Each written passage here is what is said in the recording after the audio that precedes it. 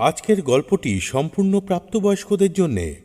গল্পে ব্যবহৃত ধূমপান ও মাদক সেবন শুধুমাত্র প্লট তৈরি করার খাতিরে করা হয়েছে। আমরা কোনো রকম নেশাকে সমর্থন করি না।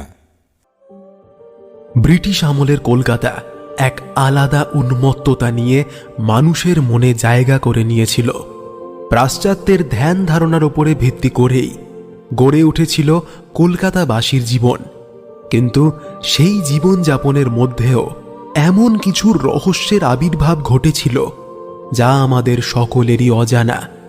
প্রেম, অপ্রাপ্তি, তারপরেই মৃত্যু, এই রকম একাধিক সম্পর্কের টানাপোড়েনের মধ্যে কোথাও যেন কলকাতা শহর নিজের ঐতিহ্যকেই হারিয়ে ফেলেছিল। তবে একটি প্রেমের উপাখ্যান এমনও ছিল যা মৃত্যুর পরেও নিজের অস্তিত্বকে টিকিয়ে রাখতে সক্ষম হয়েছিল। ইংরেজি আমলের বর্ণিল রহস্যময় পৃথিবীর মধ্যে শ্বাস নিতে থাকা এক অপরিণত প্রেমের গল্প নিয়ে আমাদের আজকের নিবেদন লেখিকা সঞ্চারী ভট্টাচার্যের কলমে সে ফিরে ফিরে আসে।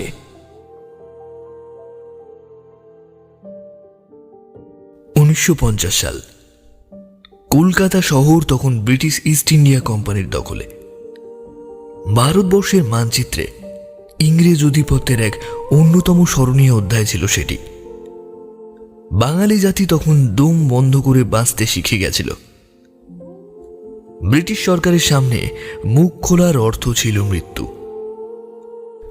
নারীদের শরীরের চাহিদাও বহুগুণ বৃদ্ধি পেয়েছিল ঠিকই, কিন্তু মনের খোঁজ করার মানুষের বড়ই অভাব ছিল। শাসিতের দ্বারা প্রভাবিত হয়ে কাজ করতেই মানুষ অভ্যস্ত হয়ে উঠেছিল। চন্দ্র, সূর্য, গ্রহ, নক্ষত্র এই সব কিছুর উপরেই তখন ইংরেজদের অধিকার বলবৎ ছিল। নিঃশ্বাস নেওয়ার জন্যও হাতের কর গুনে টাকা জমা দিয়ে আসতে হতো সাহেবদের টেবিলে। গ্রহের দ্বারা মানুষের জীবন, যৌবন, এমনকি বৃদ্ধাবস্থাও নির্ধারিত হয়ে থাকে, এমনটাই শুনে এসেছিল বাঙালিরা।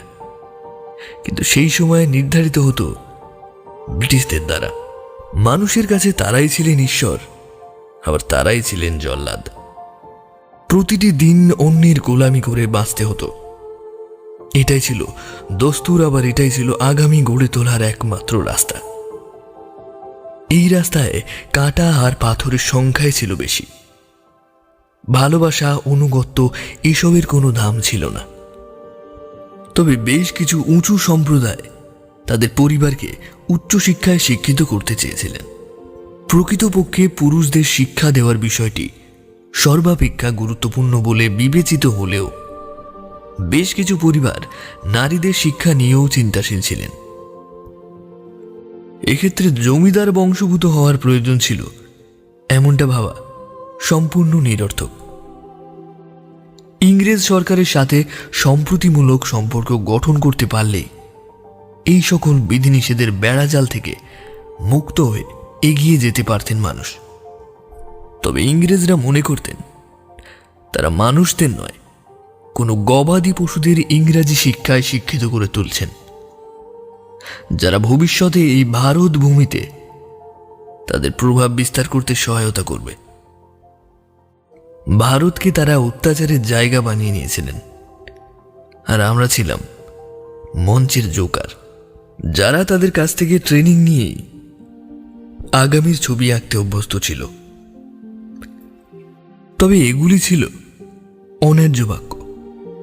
শিক্ষিত সমাজের মুখে জি হুজুর শব্দটি অধিক মাত্রায় শোভাবর্ধন করত। বিরোধিতার অর্থ ছিল পক্ষপাত দুষ্ট হয়ে চলা। মাথার উপরে ছাদটাকে বাঁচানোর জন্য জমিদার থেকে কেরানি, ভিখারি থেকে দিনমজুর, সকলকেই ডান হাতটা কপালে ঠেকাতে জানতে হতো। না জানলে একটাই উপায় ছিল, বেতের বাড়ি খেয়ে শিখে নেওয়া। ভালো মুখে শুধুমাত্র মহিলাদের আহ্বান জানানো হতো, তাও শুধুমাত্র রাতটুকু সঙ্গ দেওয়ার জন্য। কলকাতা শহরে যে তখন উন্নতির শিখরে পৌঁছায়নি এমনটা নয়, তবে শহরের বুকে হওয়া করাঘাতের চিহ্নগুলি রাস্তায় ধুলোয় কোথাও যেন চাপা পড়ে যেত। তাদের খুঁজতে যাওয়ার অর্থ ছিল কাদার মধ্যে বালি খোঁজা। সবকিছু দিয়েই তো কাদা সৃষ্টি হয়, তাহলে আলাদা আলাদা পরিমাণ জ্ঞানের অধিকারটুকুই বা কজনের থাকে? জরুরি চোখ থাকলেও হিরে খুঁজে বেড়ানোর স্পর্ধা কারোরই ছিল না। সময় তার সীমারেখা পেরিয়ে ধীরে ধীরে এগোতে শুরু করেছিল। অধিপত্যকামী শক্তির কাছে ক্ষমতার প্রভাব বিস্তারের বিষয়টাই ছিল সর্বাপেক্ষা গ্রহণযোগ্য, বাকি কোনো কিছুরই অধিকার ছিল না। নিস্তেজ হয়ে পড়া এই জনজীবনে একরাশ ঠান্ডা স্রোত বয়ে নিয়ে এসেছিল ইংরেজ অধিপত্যের অন্যতম নিদর্শন লরেটো স্কুলটি। এখানে ইংরেজদের পাশাপাশি কলকাতার উচ্চপদস্থ পরিবারভুক্তরাও নিজেদের সন্তানদের শিক্ষা গ্রহণের জন্য পাঠাতে পারতেন।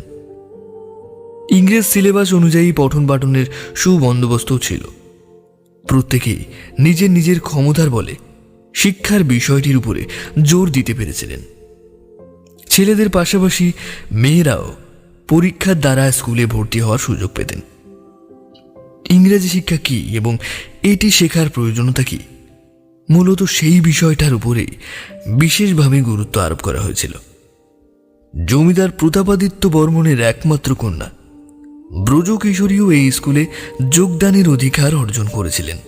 স্বাধীন চেতা জমিদার হওয়ার দরুন প্রতাপাদিত্য বর্মনের মহিলা বর্গের শিক্ষা গ্রহণের ক্ষেত্রে কোনো বাধ্যবাধকতা ছিল না। পাশ্চাত্য শিক্ষার মধ্যে দিয়ে মানুষের যে প্রকৃত অগ্রগতি হওয়া সম্ভব, সেই ধারণায় তিনিও বিশ্বাসী ছিলেন। পক্ষপাতদুষ্ট হয়ে বাকিদের মতো ভুল করতে রাজি ছিলেন না। সমাজে তার মতো উদার মনস্ক জমিদার খুব কমই দেখতে পাওয়া যেত। বাড়িতে পড়াশোনার ব্যবস্থা থাকলেও আদরের ব্রজকে স্কুলে পড়ার অনুমতি দিয়েছিলেন তিনি। ব্রজ এমনিতেই খুব মেধাবী ছাত্রী ছিলেন, তাই তার আগামী বিষয়টি দেখবার দায়িত্ব অর্পিত ছিল পিতা প্রতাপাদিত্যের উপরেই। জমিদারি সামলানোর জন্য প্রয়োজনীয় ছিল আধুনিক শিক্ষা শিক্ষিত একজন যোগ্য উত্তরাধিকারী। সেই আসনে বসবার একমাত্র অধিকার ছিল কেবলমাত্র ব্রজ কিশোরীর। লরেটো প্রতিষ্ঠা হওয়ার পর থেকেই এই ধরনের উদ্যোগ গ্রহণের কাজ শুরু হয়েছিল। অর্থের জোর দেখে ভর্তি হওয়ার সুযোগ থাকলেও ব্রজ নিজের যোগ্যতাই বেছে নিয়েছিল। পরীক্ষায় উত্তীর্ণ হওয়ার পরে স্কুলের গণ্ডিতে পা রাখলেন তিনি। বাড়িতে কিছুকাল শিক্ষা গ্রহণের পরেই স্কুলে যোগদান করেছিলেন ব্রজ। তাই শিক্ষা ব্যবস্থার গভীরতার সাথে প্রাক্কালেই তার বেশ কিছুটা পরিচয় সাধিত হয়ে গেছিল। স্কুলে ভর্তি হওয়ার পরেই ব্রজুর আলাপ হলো ডক্টর আর্থারের সাথে। ইংরেজি ভাষার শিক্ষক ছিলেন তিনি। লরেটোতে যখন সদ্য জয়েন করেছিলেন, দেখতে শুনতে একেবারেই মন্দ ছিলেন না। মেয়েরা তার কথা শোনার থেকে তাকে দেখতেই বেশি পছন্দ করতেন। ছেলেদের সাথে তিনি ছিলেন বিদ্যার জাহাজ। জানা আর অজানার মধ্যে এক অপূর্ব মেলবন্ধন তৈরি করতে পেরেছিলেন ডক্টর আর্থার। শিক্ষক রূপে জয়েন করবার কয়েক মাসের মধ্যেই তিনি যা ছাত্রছাত্রীদের মন জয় করে নিতে পেরেছিলেন। তবে আর্থার সাহেবের একটি চরিত্রগত দোষ তাকে সকলের থেকেই আলাদা করে রেখেছিল। গুণমানের বিচারে আর্থার সাহেবকে টেক্কা দেওয়ার মতো কেউ না থাকলেও নারীরা তার কুনজর থেকে একটু দূরে থাকারই চেষ্টা করতেন। যদিও এই বিষয়টিকে নিয়ে আর্থার সাহেবের খুব একটা মাথা ব্যথা ছিল না, কিন্তু তার এই চারিত্রিক দোষটিকেও তিনি নিজের গুণগ্রাহীর অঙ্গ হিসেবেই প্রকাশ করতে স্বাচ্ছন্দ্য অনুভব করতেন। ইংরেজদের দূরদৃষ্টি নিয়ে সেই সময় বাংলার মানুষদের সন্দেহ ছিল না ঠিকই, তবে নারীদের ভোগ্যবস্তু হিসেবে দেখবার প্রবণতা যে তাদের মধ্যে কাজ করত, সেই বিষয়টি নিয়ে বাঙালি মনস্করা বেশ ভালো রকমই চিন্তিত ছিল। ব্রজর দৃষ্টিভঙ্গি ছিল বরাবরই একটু আলাদা। জমিদার পরিবারের এমন উত্তরাধিকারী হওয়ার দরুন আত্ম অহংকার থাকার বিষয়টিকে তিনি স্বাভাবিক বলেই মেনে নিতেন। স্কুলে গেলেও আলাদা জায়গায় বসে একা কবিতা লিখতে কিংবা লাইব্রেরিতে বসে পড়াশুনো করতেই তিনি অধিক স্বাচ্ছন্দ্য অনুভব করতেন। স্কুলের ছেলে মেয়েদের থেকে বয়সে একটু বড়ই ছিলেন তিনি, তাই সমবয়সী সন্ধানে ছিলেন যার সাথে মনের কথাগুলি অচিরেই ব্যক্ত করা যায়। ব্রজুর জীবনে কোনো কিছুর অভাব ছিল না ঠিকই, তবে ভালোবাসার অভাব বেশ তীব্রভাবেই পরিলক্ষিত হতো। নিজের মনের মতো করে কাউকে খুঁজে নেওয়ার জন্য অজান্তেই অন্তর্মনটি ছটফট করত। কিন্তু পিতার বৈষয়িক প্রাচুর্য তথা সমাজের খ্যাতি, এই সব কিছুই তার এমন উদার মনস্ক চিন্তার ক্ষেত্রে বাধা সৃষ্টি করেছিল। ব্রজ স্কুলে প্রবেশ করার পর থেকে সকলের উন্মাদনার শিকার হয়েছিলেন। পরস্পরাগত দিক দিয়ে জমিদার পরিবারের মেয়েরা কখনোই তেমন সাধারণ মানুষের সাথে ওঠা বসা করতে রাজি হতো না। সেখানে ব্রজ কিশোরীর মতন এমন সুন্দরী সর্বসমক্ষে ঘোমটা ছাড়া ঘুরে বেড়ানোর প্রসঙ্গটি সাধারণ মানুষের কাছে জিজ্ঞাসার চিহ্ন হয়ে দাঁড়িয়েছিল। স্কুলে প্রবেশের পরেই ব্রজ নিজের ক্ষমতার কথা বেশ ভালোভাবেই প্রকাশ করতে পেরেছিলেন। ঊর্ধ্বতন সমাজ ব্যবস্থার সাথে যুক্ত থাকার পরেও সে যুগের নারীর দ্বারাও যে সর্বশিক্ষা অভিযানে অংশগ্রহণ করা সম্ভব ছিল, তা ব্রজ নিজের দাপটের মধ্যে দিয়ে বেশ ভালোভাবেই প্রকাশ করতে পেরেছিলেন। তবে এই কাজের বাদ সেধেছিল আর্থারের প্রতি তার দুর্বলতা। স্কুলে প্রবেশের পরেই আর্থারের সাথে তার সাক্ষাতের সুযোগ ঘটেছিল। বেশ কয়েকটি ক্লাসে আর্থারকে নারী শক্তি ও তাদের স্বাধীনতার বিষয়ে অসাধারণ কিছু কথা বলতে শুনেছিলেন তিনি। তারপর থেকে তার মধ্যে আর্থারের প্রতি দুর্বলতার ভাবনা প্রকাশ পেতে শুরু করে। মনে মনে তিনি আর্থারকে নিজের করে নেওয়ার স্বপ্ন সাজাতে শুরু করেছিলেন। তো এই সব কিছুই চলেছিল বেশ গোপনে। আর্থার সাহেবের ক্লাস চলাকালীন ব্রজকে চুপচাপ লক্ষ্য করতেন। তিনি কি করে না করে এই বিষয়গুলির উপভোগ করতেন। ক্লাসে কোন বিষয়ে আলোচনা চললে ব্রজ সবার আগে হাত তোলে, সেই প্রশ্নের সঠিক ও বিস্তারিত উত্তরের প্রদানের জন্যই সচেষ্ট হয়ে থাকতেন আর্থার। অন্যান্য ক্লাসে ব্রজকে এমনটা করতে দেখা না গেলেও আর্থারের ক্লাসে তিনি যে অনেকটা তৎপরতার সাথেই প্রশ্নের উত্তরগুলো দিতেন, এই ব্যাপারে কম বেশি সকলেই ওয়াকিবহাল ছিলেন। ক্লাসের বাইরেও ব্রজ ও আর্থারের চোখাচোখি হতো ঠিকই, কিন্তু দুজনের কেউ সেভাবে নিজের মনের কথাগুলি একে অপরকে বলার সাহস করত না। ব্রজকে প্রথমবার দেখার পরে ভালো লেগে গেছিল আর্থারের, কিন্তু মনের কথাটা বলা শোভা পায় না ভেবেই তিনি চুপ করে থাকতেন। চোখে চোখে কথা হলেও মুখ খোলা সৌভাগ্য ছিল না। ক্লাস চলাকালীন দরকারি কিছু প্রশ্ন করা ছাড়া আর কোনোভাবেই ব্রজর সাথে যোগাযোগের সুযোগ ঘটত না আর্থারের। স্কুলে আসার পরেই আর্থার ব্রজর বিষয়ে অনেক গোপন তথ্য সংগ্রহ করে ফেলেছিলেন। জমিদার বাড়ির ঐতিহ্য এবং পরম্পরা সম্পর্কে ওয়াকিবহল করে তুলেছিলেন নিজেকে। তাই একজন প্রকৃষ্ট ইংরাজি শিক্ষকের বেশ ধরে থাকতেই পছন্দ করতেন আর্থার। ছাত্রী হলেও তিনি ব্রজকে ম্যাডাম বলেই সম্বোধন করতেন। তখনকার দিনে উচ্চ বংশীয়দের এই অবিধায়ী সম্বোধন করা হতো। চিরাচরিত নিয়মকে ভাঙার অধিকার আর্থারেরও ছিল না। এছাড়া জমিদার পরিবারের ঐতিহ্যের গায়ে যাতে কোনো রকমে আঁচড় না লাগে, সেই বিষয়টির প্রতিও নজর রাখা ব্রজ কিশোরীর অন্যতম প্রধান গুরুদায়িত্ব ছিল। বাঙালি হয়েও একজন ইংরেজকে ভালোবাসার অধিকার দেখানো সেই সময়কার সমাজ ব্যবস্থার ক্ষেত্রে এতটা সহজতর ছিল না। দুজনের অন্তরেই আগুন জ্বলছিল।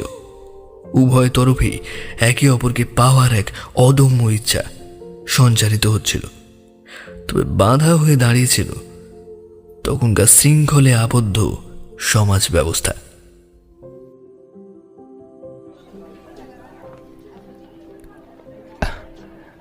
আচ্ছা, আপনার সাথে ক্লাস শেষে একটু কথা বলতে পারি? আমাকে ভুল ভাববেন না, জরুরি বিষয়ে কিছু কথা বলার ছিল আপনার সাথে। আপনি যে ব্যাপারে আজকে কথাগুলো বলছিলেন তার মধ্যে কিছু কিছু জায়গায় একটু সংশোধনের প্রয়োজন আছে বলে আমার মনে হয়। যদি এক কাপ চায়ের সাথে আপনার এই গল্পটার বিষয় একটু আপনাকে বুঝিয়ে বলতে পারতাম, তাহলে আমার চেয়ে বড় সৌভাগ্যবান বোধহয় কেউ আছে বলে মনে হয় না। আপনার যদি আপত্তি না থাকে তাহলে কি একবার আমরা দেখা করতে পারি? এছাড়া আপনি একটা বই আমার কাছে গচ্ছিত রেখেছিলেন, সেটা অবশ্য আপনি আমাকে পড়বার জন্যই দিয়েছিলেন। আসলে আমি তেমনভাবে বাংলা জানি না, তাই ভাবলাম যতটুকু বুঝেছি বা পড়ে জেনেছি সেটাই আপনাকে জানাবো। আপনি না হয় আপনার মতামত জানাবেন শুনে।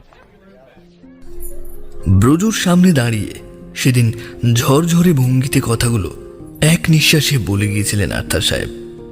তিনি যে ব্রজুর প্রতি দুর্বল হয়ে পড়েছেন তা তার চোখের ভাষাই প্রমাণ করে দিচ্ছিল।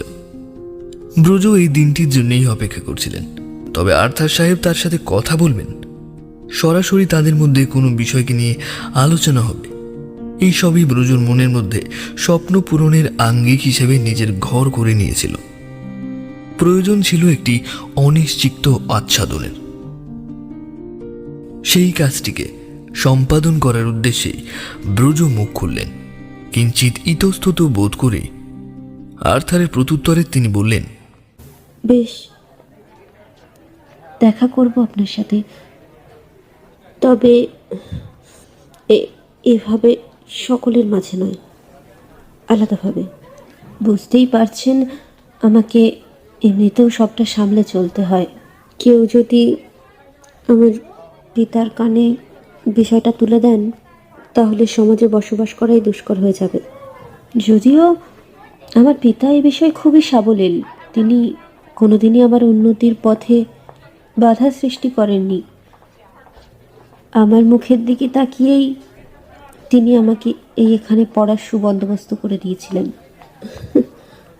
আমি আমার পড়াশোনার কাজ বাড়িতেই চালিয়ে নিতে পারতাম, এই আর এমন কি, কিন্তু আমার ইচ্ছে ছিল পরিবারের ওই বাঁধনের বাইরে এসে কিছু করার, স্বাধীন মনটাকে নিয়ে বাঁচার, প্রকৃতির সাথে পায়ে পা মিলিয়ে চলার। আর খোঁজ ছিল এমন একজনের। কথাটা সম্পূর্ণ করতে পারলেন না ব্রজ কিশোরী। বিষয়টি আর্থারেরও নজর এড়ালো না। তিনি মনে মনে আন্দাজ করতে পেরেছিলেন ব্রজর এই খোঁজ কার জন্য এতকাল ধরে তার অন্তরে স্তিমিত হয়ে রয়েছে। এক চিল ভালোবাসার আশায় তার মনটা ভবঘুরের মতো এদিকে ওদিকে ছন্ন ছাড়া হয়ে ঘুরে বেড়াতে চাইছে। শুধু আলগা স্পর্শ আর বুকে টেনে নেওয়ার বাসনা তার ওই অপূর্ব চোখ দুটির মধ্যে দিয়েই দিব্যি প্রকাশ পাচ্ছিল। সেই চোখের মায়া জড়ানো সৌন্দর্যের আবেগে গা ভাসিয়ে দিতে চেয়েছিলেন আর্থার। তিনি কথা না বাড়িয়ে বললেন, বেশ, তো তবে কোথায় দেখা করবেন বলুন? আমি তো স্কুল শেষে ফাঁকাই থাকি, তেমন একটা কাজকর্ম থাকে না। আপনার সাথে কথা বলা শুরু হলেই জানি বারংবার বলার স্বাদ জাগবে, কিন্তু আপনি কি আর সেই সুযোগ দেবেন আমাকে? আপনার তো হাজারো বিধি নিষেধ।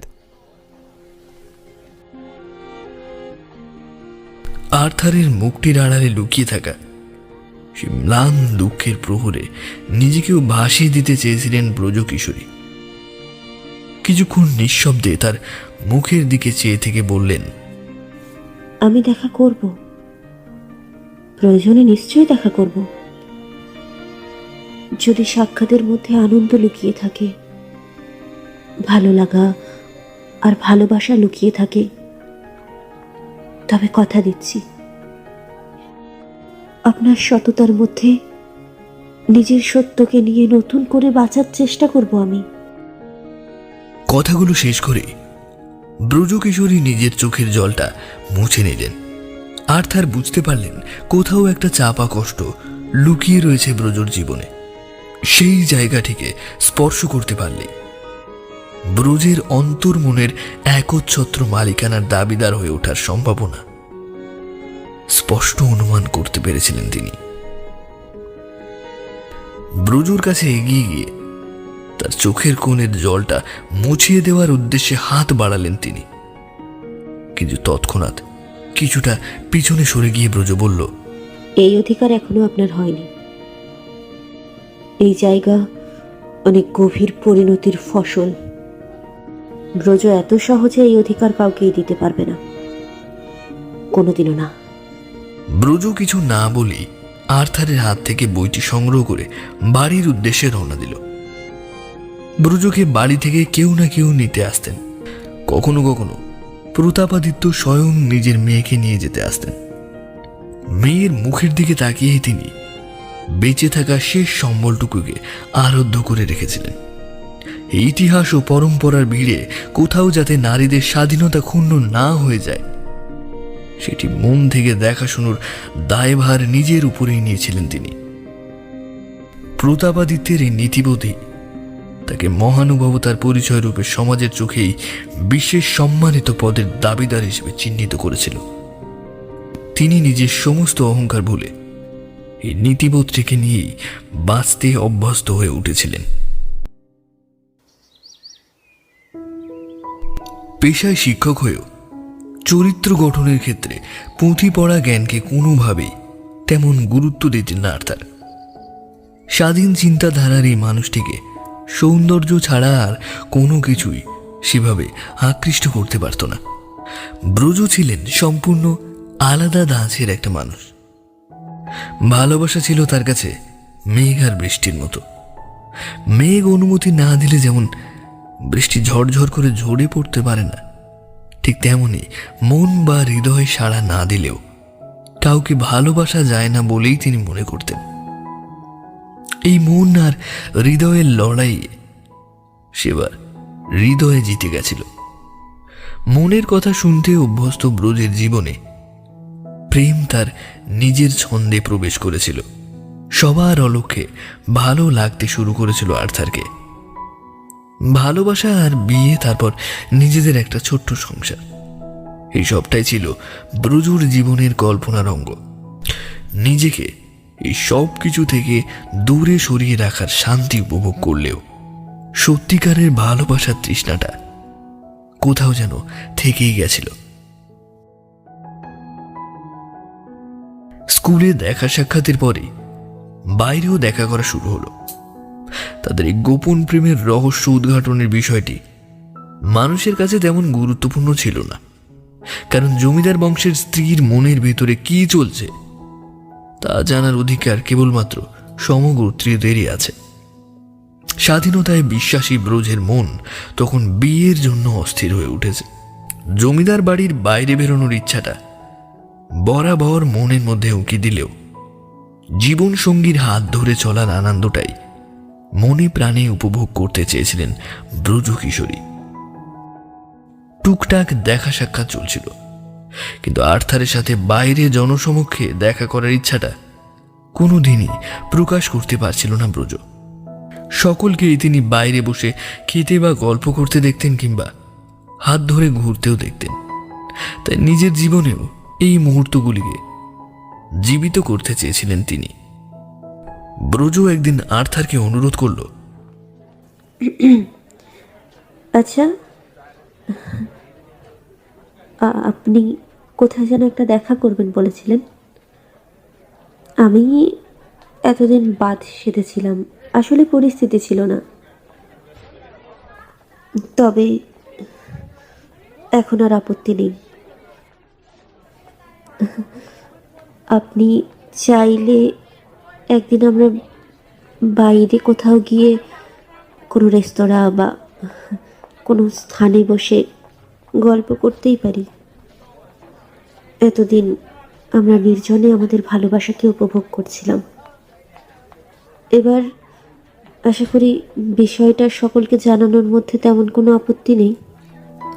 আর্থার ব্রজুর সাথে সময় অতিবাহিত করলেও নিজের মনের মধ্যে থাকা সুপ্ত ইচ্ছের কথাগুলিকে কোনোদিনই তার সামনে প্রকাশ করতে চাইতেন না। তিনি এই সুযোগের অপেক্ষায় ছিলেন। ব্রজ কোনোদিনই আর্থারের সন্দেহের দৃষ্টিতে দেখতে রাজি ছিলেন না, কিন্তু আর্থার নিজের চরিত্র পরিবর্তনের জন্যও যে রাজি হবে না সেটি আন্দাজ করা ব্রজর পক্ষে দিন প্রতিদিনই কঠিন হয়ে যাচ্ছিল। তিনি নিজের আবেগকে আর ধরে রাখতে পারছিলেন না।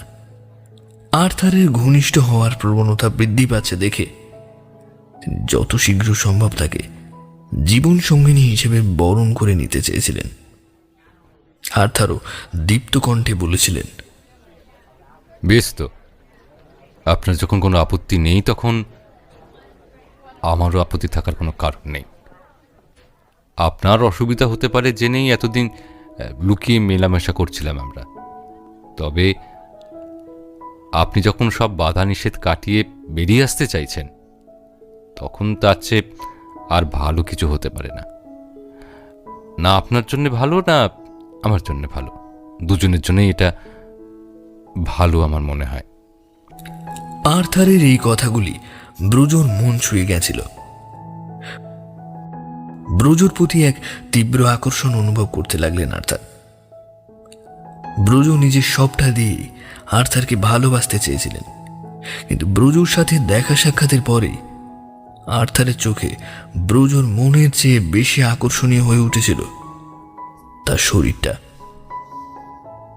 আর্থার পূর্ব অনুসৃত পরিকল্পনা অনুসারে ব্রোজোর সাথে সাক্ষাৎ করতে উদ্যত হলেন। স্কুল ছুটির পরে কাছের একটি রেস্তোরাঁয় ব্রোজোকে সঙ্গে নিয়ে উপস্থিত হলেন। ব্রোজো সেদিন তার পিতাকে মিথ্যে বলেই আর্থারের সাথে সাক্ষাৎ করতে গিয়েছিল। আমাকে আজকে স্কুলের পরে এক বান্ধবীর বাড়ি যেতে হবে বাবা। কিছু জরুরি বিষয় তার সাথে আলোচনা করে তারপর আমি ফিরব। প্রতাপাদিত্য কোনোদিনই মেয়েকে অবিশ্বাস করতেন না। তিনি বলেছিলেন, তোমার গাড়ি লাগলে বলো, সে নয় তোমায় পৌঁছে দিয়ে আসবো। এছাড়া তুমি চাইলে আমিও তোমায় দিয়ে আসতে পারি। ব্রোজো জানিয়েছিল, না না, তেমন কিছু নয় বাবা।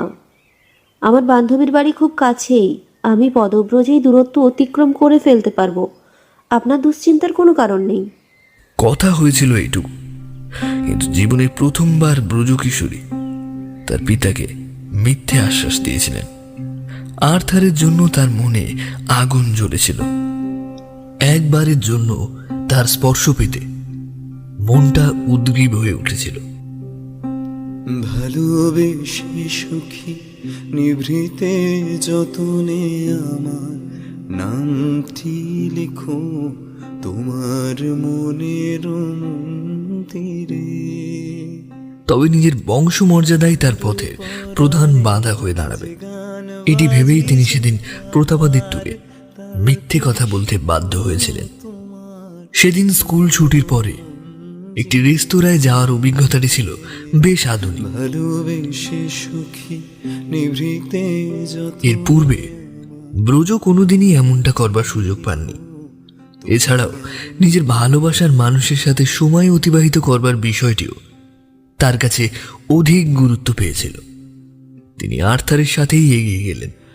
ধরিয়া রাখিও সোহাগে আদরে আমার মুখর পাখি তোমার প্রাসাদ প্রাঙ্গণে। মনে করে সখী বাঁধিয়া রাখিও আমার হাতের রাখি তোমার কোনো কঙ্কনে।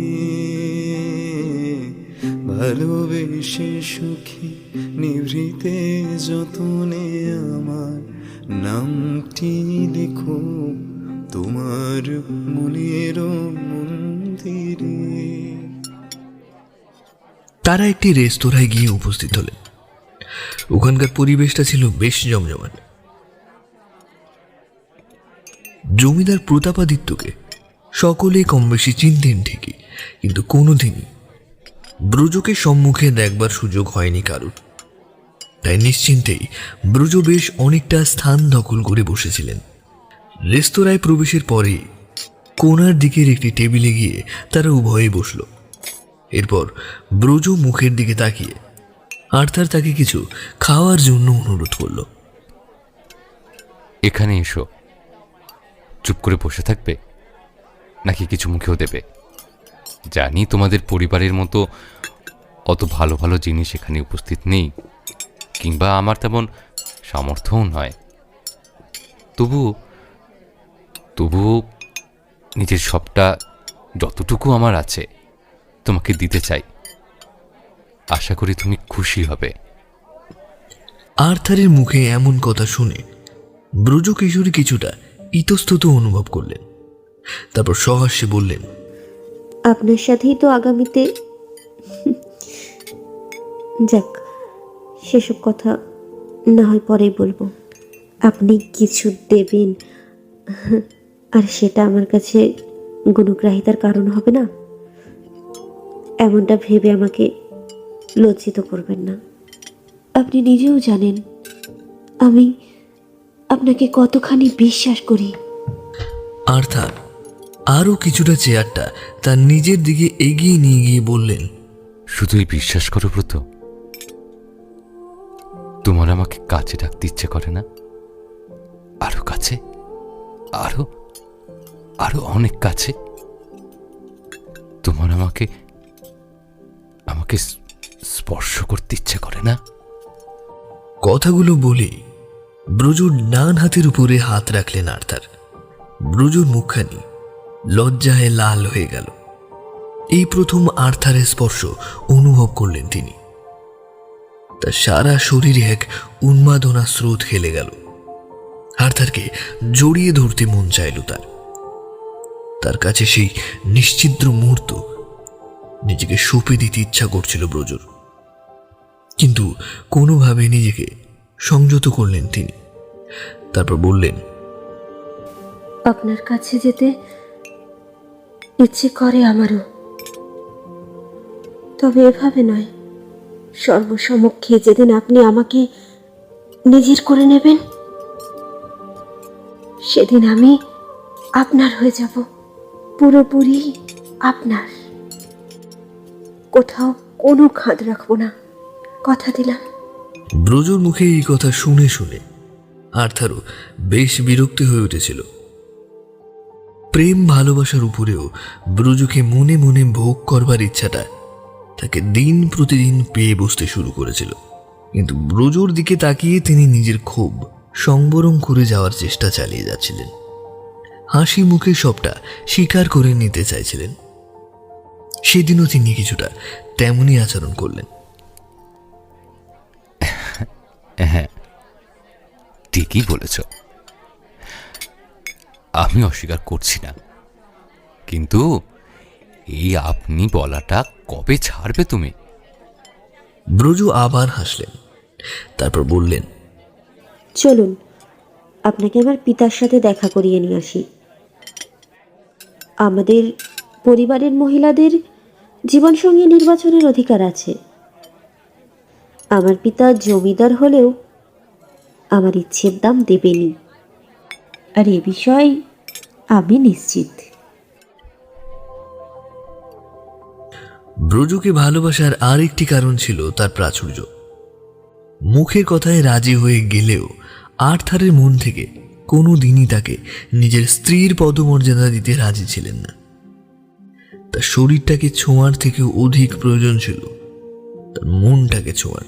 কিন্তু সে ধারণা, ভাব প্রসঙ্গ আর্থারের কাছে অপ্রয়োজনীয় ছিল। তাই এই সম্পর্ককে মানুষের আড়ালে রাখতেই চেয়েছিলেন আর্থার। হাজারবার কাছে যাওয়ার চেষ্টা করলেও ব্রজুর কাছে সেটি অমূলক হয়েই দাঁড়াতো। না, আগে বিয়ে, তারপর সব কিছু। আমি তো আপনারই। একবার আমার হাতটা ধরেছেন যখন, আর কখনোই ছাড়তে দেব না। ভাবেন না আমার ভালোবাসা এতটাও ঠুনকো। মৃত্যুর পরেও যদি জানতে পারি যে আপনি বিশ্বাসঘাতকতা করেছেন, তবে তার শাস্তি আমি ঠিকই দিয়ে যাব।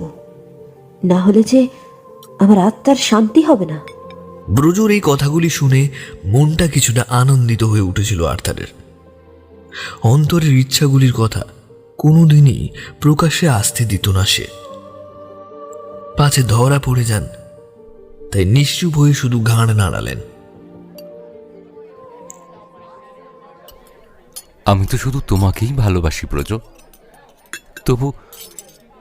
তবু অজান্তে যদি কোনো ভুল হয়ে যায়, ক্ষমা করে দিও।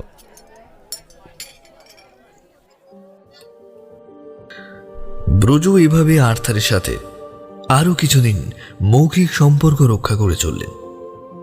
তবে আর্থার জানতেন ব্রজ নিজের ইচ্ছের বিরুদ্ধে কোনোদিনই কাউকে অংশগ্রহণ করতে দেন না।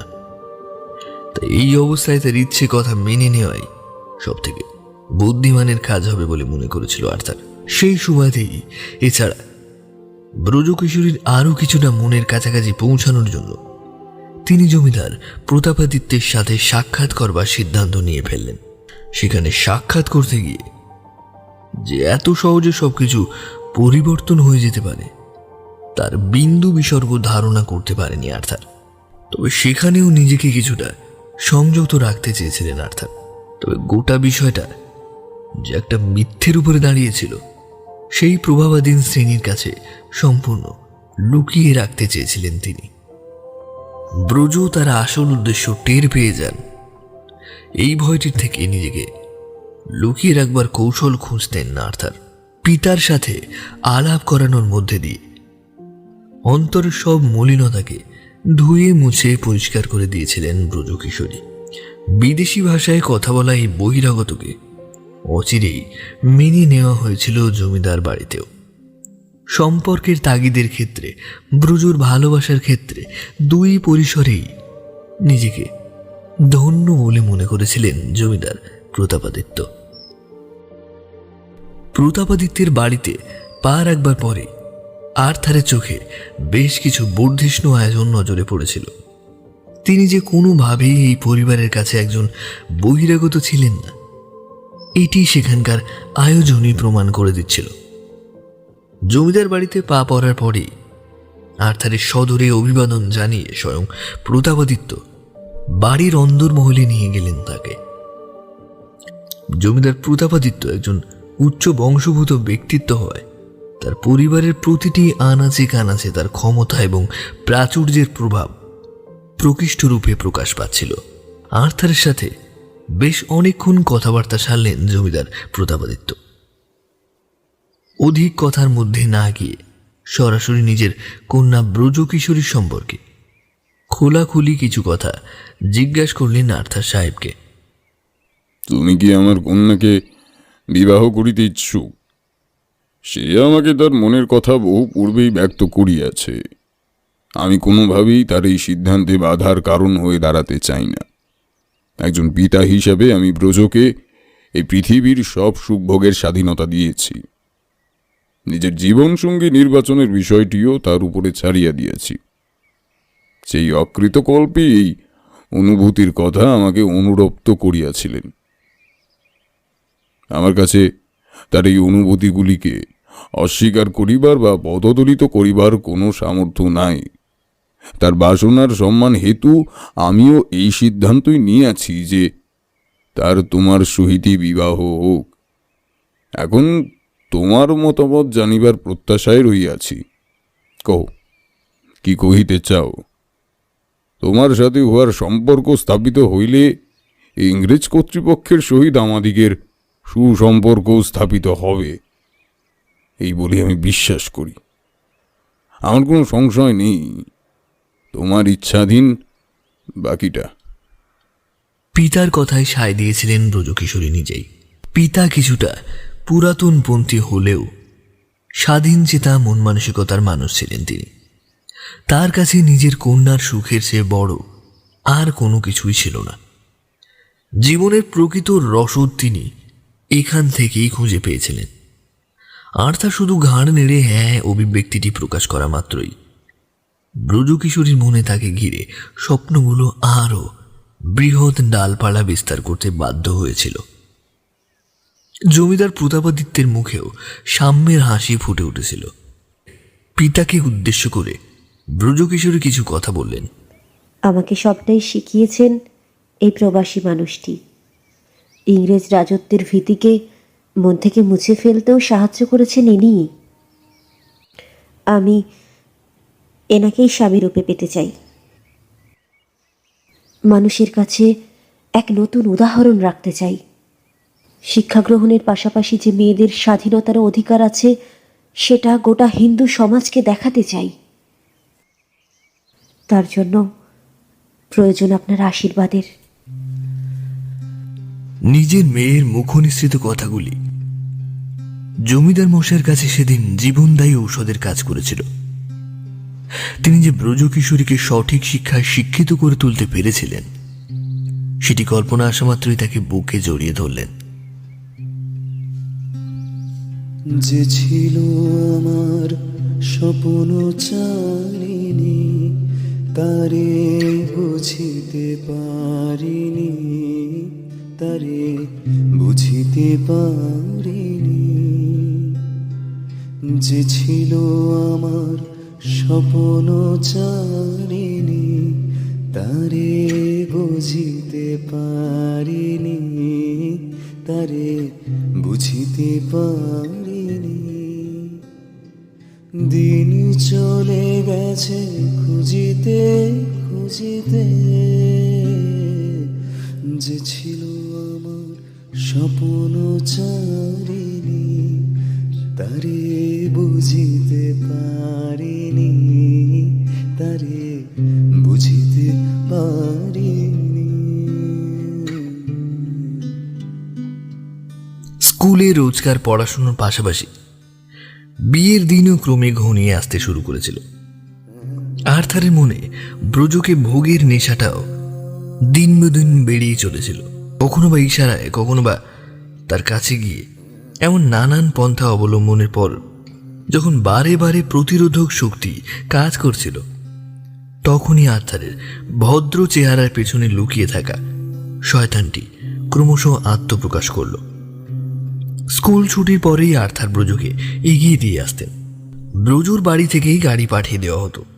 প্রতিদিন সামনের রাস্তা ধরে নিয়ে গিয়ে তাকে পৌঁছে দিতেন আর্থার। ব্রজুর কাছে তার সঙ্গটি ছিল পবিত্র এবং আন্তরিক। দিনটা ছিল একটি কালো ছায়ার মতো। ওই দিন আর্থারের ধৈর্যের বাঁধ ভেঙে গেছিল। সামনের রাস্তা দিয়ে না গিয়ে পেছনের রাস্তা দিয়ে তাকে পৌঁছে দেওয়ার আর্জি জানালো আর্থার। আমরা এদিক দিয়ে যাচ্ছি কেন? আপনি তো প্রতিদিনই আমাকে সামনের রাস্তা দিয়ে বাড়ি পৌঁছে দেন, তাহলে আজকে কেন?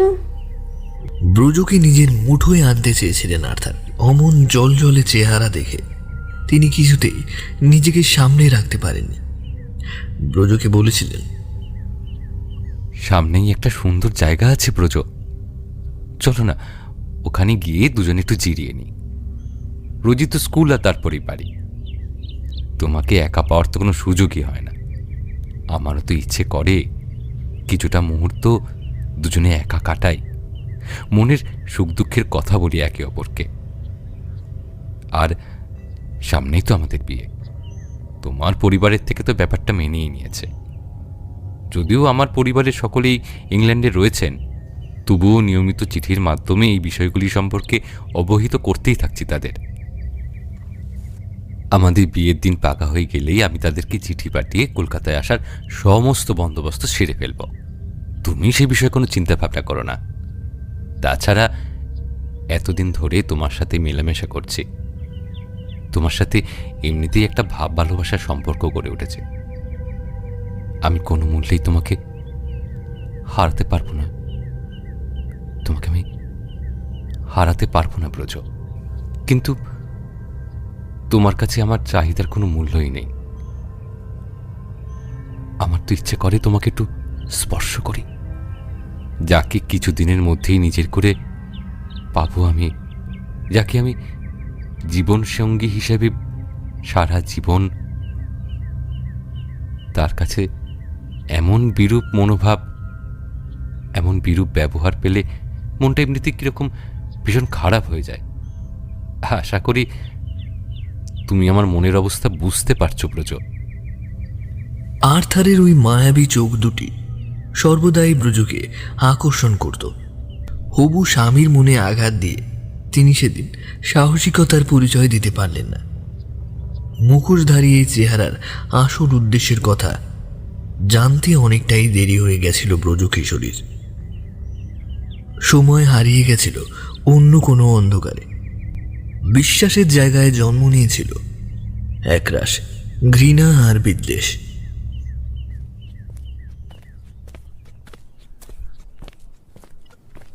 কিছুটা পথ যাওয়ার পরে সুন্দর জায়গার পরিবর্তে নজরে পড়ল একটা ভাঙা কারখানা। পরিবেশের সাথে কিছুতেই মানানসই ছিল না আর্থারের চেহারাটি। এতদিন যে চোখে ভালোবাসা আর স্নিগ্ধতা ধরা পড়ত, সেদিন বেষ্টন করেছিল খিদে আর উন্মত্ততা, কোনো কিছুকে ভোগ করার বাসনা। ধীরে ধীরে সেই বেষ্টনটি পার করতে শুরু করলেন আর্থার। এ কি কি করছেন আপনি? আমাকে আমাকে এই নির্জন স্থানে নিয়ে এসেছেন কেন? আপনি আপনি আপনি এভাবে আমার অসহায়তার সুযোগ নিতে চাইছেন? আমি আপনাকে ভালোবাসতাম আর্থার, বিশ্বাস করেছিলাম আপনাকে। আর আপনি, আমার সবকিছুই তো আপনার, তারপরেও আপনি আমার উপর বিশ্বাস রাখতে পারলেন না। সবার অলক্ষ্যে লুকিয়ে আমাকে ভোগ করতে চাইছেন। ছাড়ুন, ছাড়ুন বলছি, ছাড়ুন। স্বামীর কাজ স্ত্রীর সম্মান রক্ষা করা, আর আপনি কি না? ছাড়ুন, ছাড়ুন বলছি, আমাকে ছাড়ুন, নইলে কিন্তু আমি চিৎকার করব। ছাড়ুন।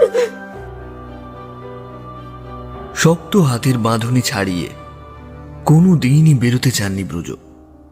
কিন্তু সেদিন প্রাণপণে গঙ্গার গা ঘেঁষে দৌড়াতে শুরু করেছিলেন। হবু স্বামীর পরিবর্তে তার সামনে দাঁড়িয়েছিলেন একজন জল্লাদ।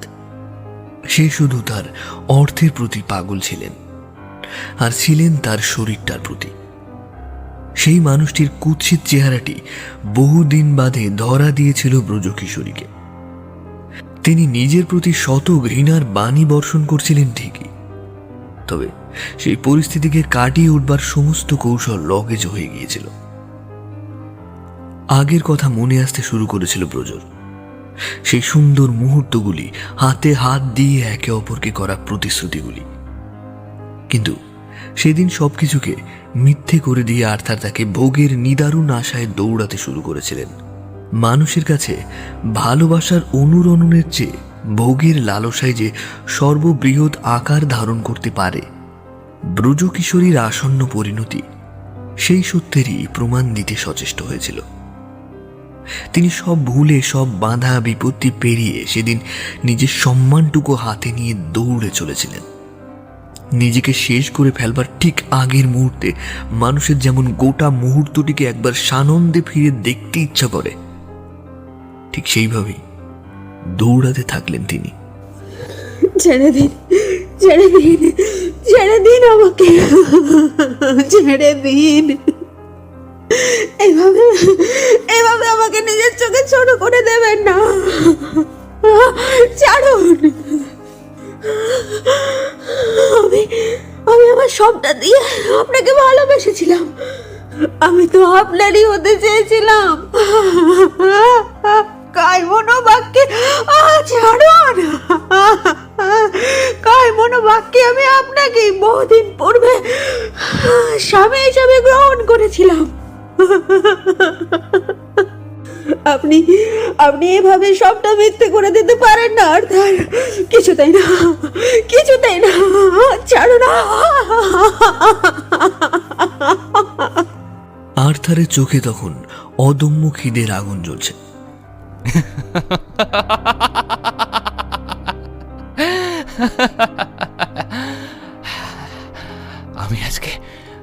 আমি আজকে আমার সবটুকু লুটিয়ে দেব। দরকার পড়লে আমার সবকিছু হারিয়ে আজ আমি তোমাকে পাবো। তবু আজকেই আমার তোমাকে চাই। এতদিন ধরে শুধুমাত্র আজকের দিনটার অপেক্ষা ছিলাম আমি। বিবাহের পরে যদি তোমাকে স্পর্শ করার অধিকার জন্মায়, তাহলে আজ নয় কেন? আজ আর আগামীর মধ্যে কি পার্থক্য রয়েছে? কোনো পার্থক্য নেই, কোনো পার্থক্য নেই। আমি আজকেই তোমাকে ভোগ করতে চাই, আজকেই। সেই সর্বসুখ আমি আজ ভোগ করতে চাই, যার জন্য এতদিন ধরে আমার গোটা শরীরটা অতৃপ্তর নেশায় জ্বলে পুড়ে শেষ হয়ে যাচ্ছে। বলছি আমার কাছে এসো বলছি ব্রজ, আমার কাছে। এমনি তো দেখছো না চারিদিকটা কেমন ফাঁকা, কেউ বাঁচাতে আসবে না। কেউ বাঁচাতে আসবে না তোমাকে। জায়গাটা দেখছো না, কেউ নেই। তুমি চেষ্টা করলেও এখানে কেউ কোথাও নেই, তুমি পালাতে পারবে না। আমার হতেই হবে আজ তোমাকে। আজ আমি তোমাকে আমার নিজের করে ছাড়বই, নিজের করে ছাড়বই। এসো আমার কাছে, এসো, এসো বলছি। সবটুকু শেষ করে ফেলেছিলেন আর্থার। ধূলিসাৎ করে দিয়েছিলেন নিজের পৌরুষত্বকে। তার চোখে মুখে শুধু ভোগের খিদে ছিল। তিনি এগিয়ে যেতে থাকলেন ব্রজর দিকে। না না না,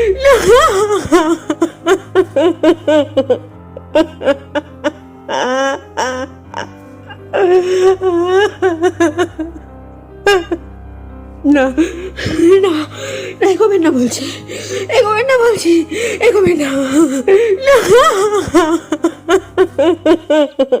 সেদিন আর কেউ সেই চিৎকারের শব্দ শুনতে পেলেন না। গোটা শহর যেন ঘুমিয়ে পড়েছিল। নিভৃতে সবটা লুণ্ঠিত হয়ে গেল। নারীর শরীরটাকে ভোগের বস্ত্র বানিয়ে লুটে নিল এক ভিনদেশী। হাত থেকে পড়ার বইগুলো মাটিতে পড়ে গেল ব্রজর। হাত জোর করার সত্ত্বেও নিজের অস্তিত্ব রক্ষা করতে পারলেন না। সন্ধ্যের চাদর ঢেকে দিল তার বস্ত্রহীন শরীরটাকে, আর তাকে জড়িয়ে নিল ভিনদেশী মৃত্যুর অলংকার।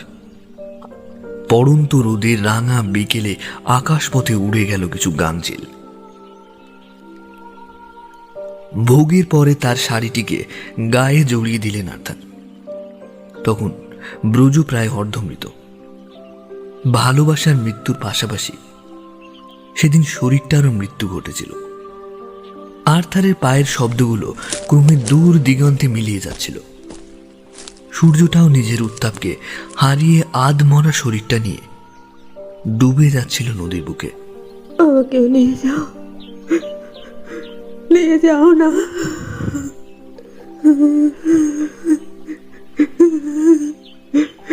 এই পোড়া বুকটা নিয়ে আর বাঁচতে চাই না। অঙ্গের শাড়িটাও সেদিন বেশ কিছু জায়গায় ছিঁড়ে গিয়েছিল। যে শাড়িটা অঙ্গ ঢাকার কাজ করত, সেদিন সামান্য লজ্জা নিবারণের কাজেও আসলো না। গায়ে জড়িয়ে গঙ্গার দিকে এগিয়ে যেতে লাগলেন ব্রজ। সতীত্ব শেষ হয়েছিল সেদিন। ভালোবাসার মানুষের কাছে নিজের অস্তিত্বকে নিশ্চিহ্ন হয়ে যেতে দেখেছিল ব্রজ কিশোরী। গঙ্গার ঘাটের দিকে এক পা করে এগিয়ে যেতে লাগলেন ব্রজ কিশোরী। তার চোখে মুখে আর বাঁচবার ইচ্ছাটুকু প্রকাশ পাচ্ছিল না। নিজের পিতার কথাগুলি সেদিন বারবার মনে পড়ছিল তার। তার ভালোবাসা, তার কোমল স্পর্শ, এই সব কিছুই তাকে পুরুষ সমাজের ঔদাসীন্যকে কাটিয়ে তুলতে সাহায্য করেছিল। পুরুষেরা যে সর্বদাই হিংস্র হন না, তারা যে নারীদেরকে পণ্য মনে করেন না, এমনটাই মনে করতেন ব্রজকিশোরী। তবে সেদিনের এই ঘটনা পুনরায় ওনার বিশ্বাসকে চিরজীবনের জন্য খর্ব করে দিয়েছিল। মৃত্যুই ছিল তার শেষ ঠিকানা। নিজের পিতার সামনে গিয়ে মাথা উঁচু করে দাঁড়ানোর সাহস ছিল না ব্রজকিশোরীর। তিনি নিজের সবটা হারিয়ে নদীতে ঝাঁপ দেওয়ার জন্য অগ্রসর হতে লাগলেন। সেদিন ওই পথে তাকে রক্ষা করবার জন্য কেউ উপস্থিত ছিলেন না। একাল সেরে শরীরটা নিয়ে এগিয়ে যেতে লাগলেন ব্রজকিশোরী। আসছি গো,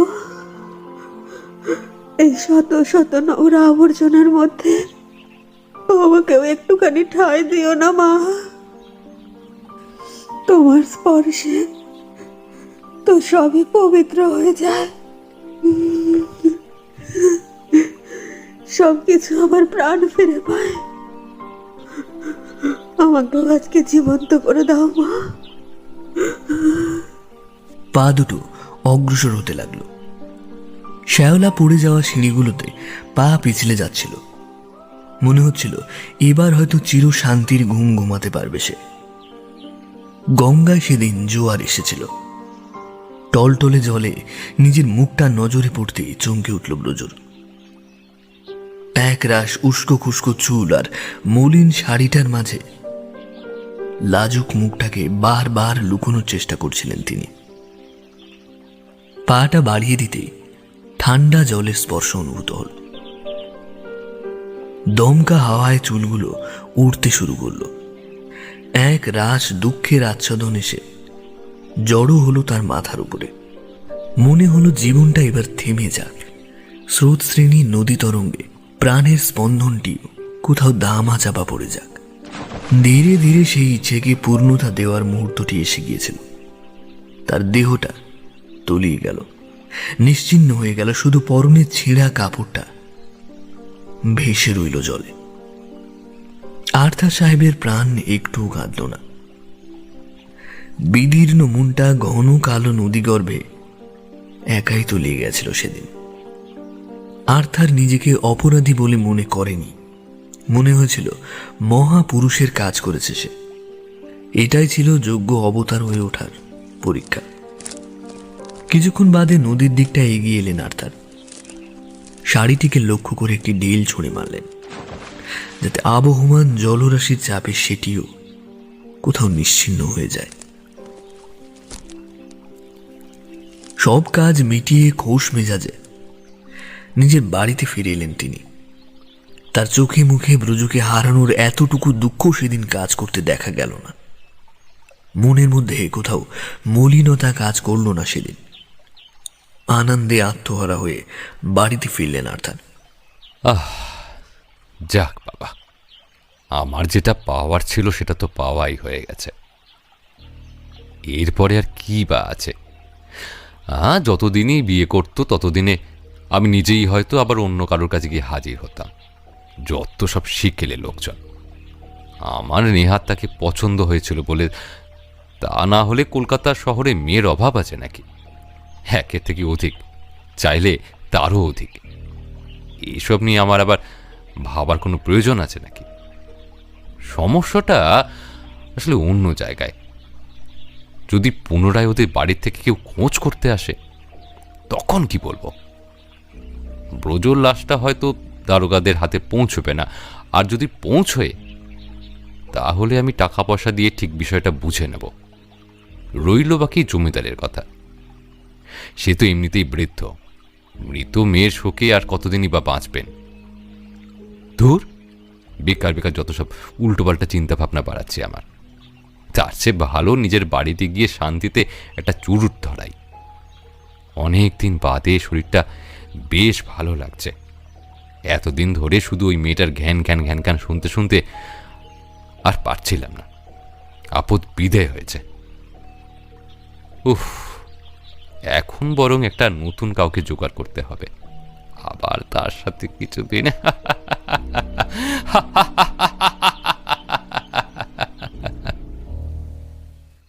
বাড়িতে ফিরলেন আর্থার। নিজেকে সেদিন খুব শক্তিশালী মনে হচ্ছিল তার। নিজেকে সাবাসি দিতে দিতেই হঠাৎ চুরুটে ফুঁক মারলেন। ধোঁয়াটা কুণ্ডুলি পাকিয়ে দরজা দিয়ে বেরিয়ে যাওয়ার পর মুহূর্তেই হঠাৎ এক খুসখুসে কাশির শব্দ ভেসে এলো। আসতে পারি? কে? উমা, কে? জমিদার বাবু আপনি এই গরিবের কুটিরে হঠাৎ কি মনে করে? আসলে আমার কন্যার কোনো সংবাদ পাই নাই। স্কুলের প্রিন্সিপালকেও ফোন করিয়াছিলাম। উনি বলিলেন উনি নাকি ব্রজকে আপনার সাথে সাথেই বাইরে যাইতে দেখিয়েছিলেন। আমি আমার ড্রাইভারকেও জিজ্ঞাসা করিয়াছিলাম, তিনিও বললেন নাকি ব্রজ আজ সামনের রাস্তা দিয়ে ফেরে নাই। আমি কিছু বুঝতে পারিতেছি না। জমিদার বাবুর কথাগুলো শুনতেই আঁতকে উঠলেন আর্থার। আমার সাথে আজ তার দেখা হয়নি। আমি রোজকার মতো আজকেও স্কুলের শেষে ওনার সঙ্গে দেখা করতে গিয়েছিলাম, কিন্তু ক্লাসে গিয়ে দেখলাম উনি নেই। আমি সব জায়গায় খুঁজে দেখেছি, কোথাও ছিল না উনি। আমার সাথে প্রিন্সিপাল যাকে স্কুল থেকে বেরোতে দেখেছিলেন তিনি ব্রজ ছিলেন না, অন্য একটি মেয়ে ছিলেন। আজকে ব্রজ আমাকে স্কুলের ছুটির আগেই সাক্ষাৎ করে বলেছিলেন ওনার নাকি একটি জরুরি কাজ রয়েছে, সেটি সেরেই নাকি উনি বাড়ি ফিরবেন। আমি তো আর কিছু বলতে পারবো না জমিদার বাবু, বাকিটা আমার জানার অতীত। আর্থার অবলীলায় মিথ্যে বলে গেলেন। জমিদার বাবুর মাথায় হাত দিয়ে বসে পড়লেন। ব্রজকিশোরীকে তন্ন তন্ন করে গোটা শহরে খোঁজা শুরু হলো।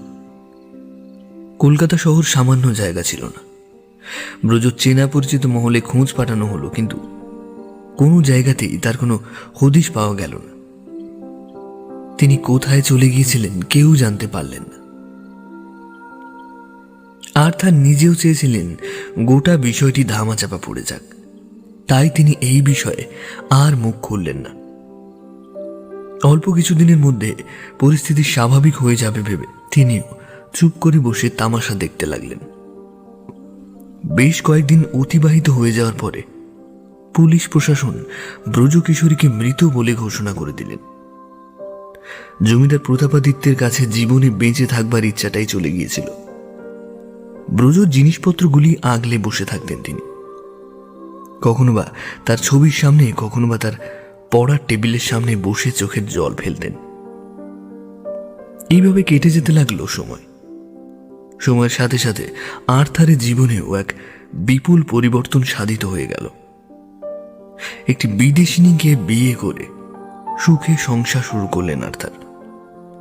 নিজের হাত দুটোকে সাবান দিয়ে ধুয়ে পরিষ্কার করে নিতেন আর ভাবতেন ব্রজর খুনি হিসেবে তিনি ক্ষমা পেয়ে গেছেন, ঈশ্বর তাকে ক্ষমা করে দিয়েছেন। এই বিশ্বাসের জোরেই এগোতে থাকলো তার জীবন। ব্রজর মৃত্যু শোক সহ্য করতে পারলেন না জমিদার বাবু, মারা গেলেন তিনিও। অসুস্থতা মনে ছিল নাকি হৃদয়ে, তার হদিশ পেতেই প্রায় 1 যুগ অতিবাহিত হয়ে গেল। ব্রজ স্মৃতি ধীরে ধীরে কলকাতার বুক থেকে উধাও হয়ে গেল। প্রায় 6 মাস কেটে গেছিল। ভালো থাকবার শত চেষ্টা করলেও বারবার চোখের সামনে ব্রজর মুখটাই ভেসে উঠত আর্থারের। কথায় বলে পাপ কোনোদিন কাউকে নিশ্চিতভাবে বাঁচতে দেয় না। মৃত্যুর সমাধির উপরে কোনোদিন সুখের প্রাসাদ নির্মাণ করা যায় না। আর্থার অন্তরের গ্লানি মুছে নিজেকে নতুন জীবনের পথে অগ্রসর করবার চেষ্টায় মেতে উঠেছিলেন। কিন্তু এই তাগিদ পরবর্তী পর্যায়ে মিথ্যে প্রমাণিত হতে শুরু করেছিল।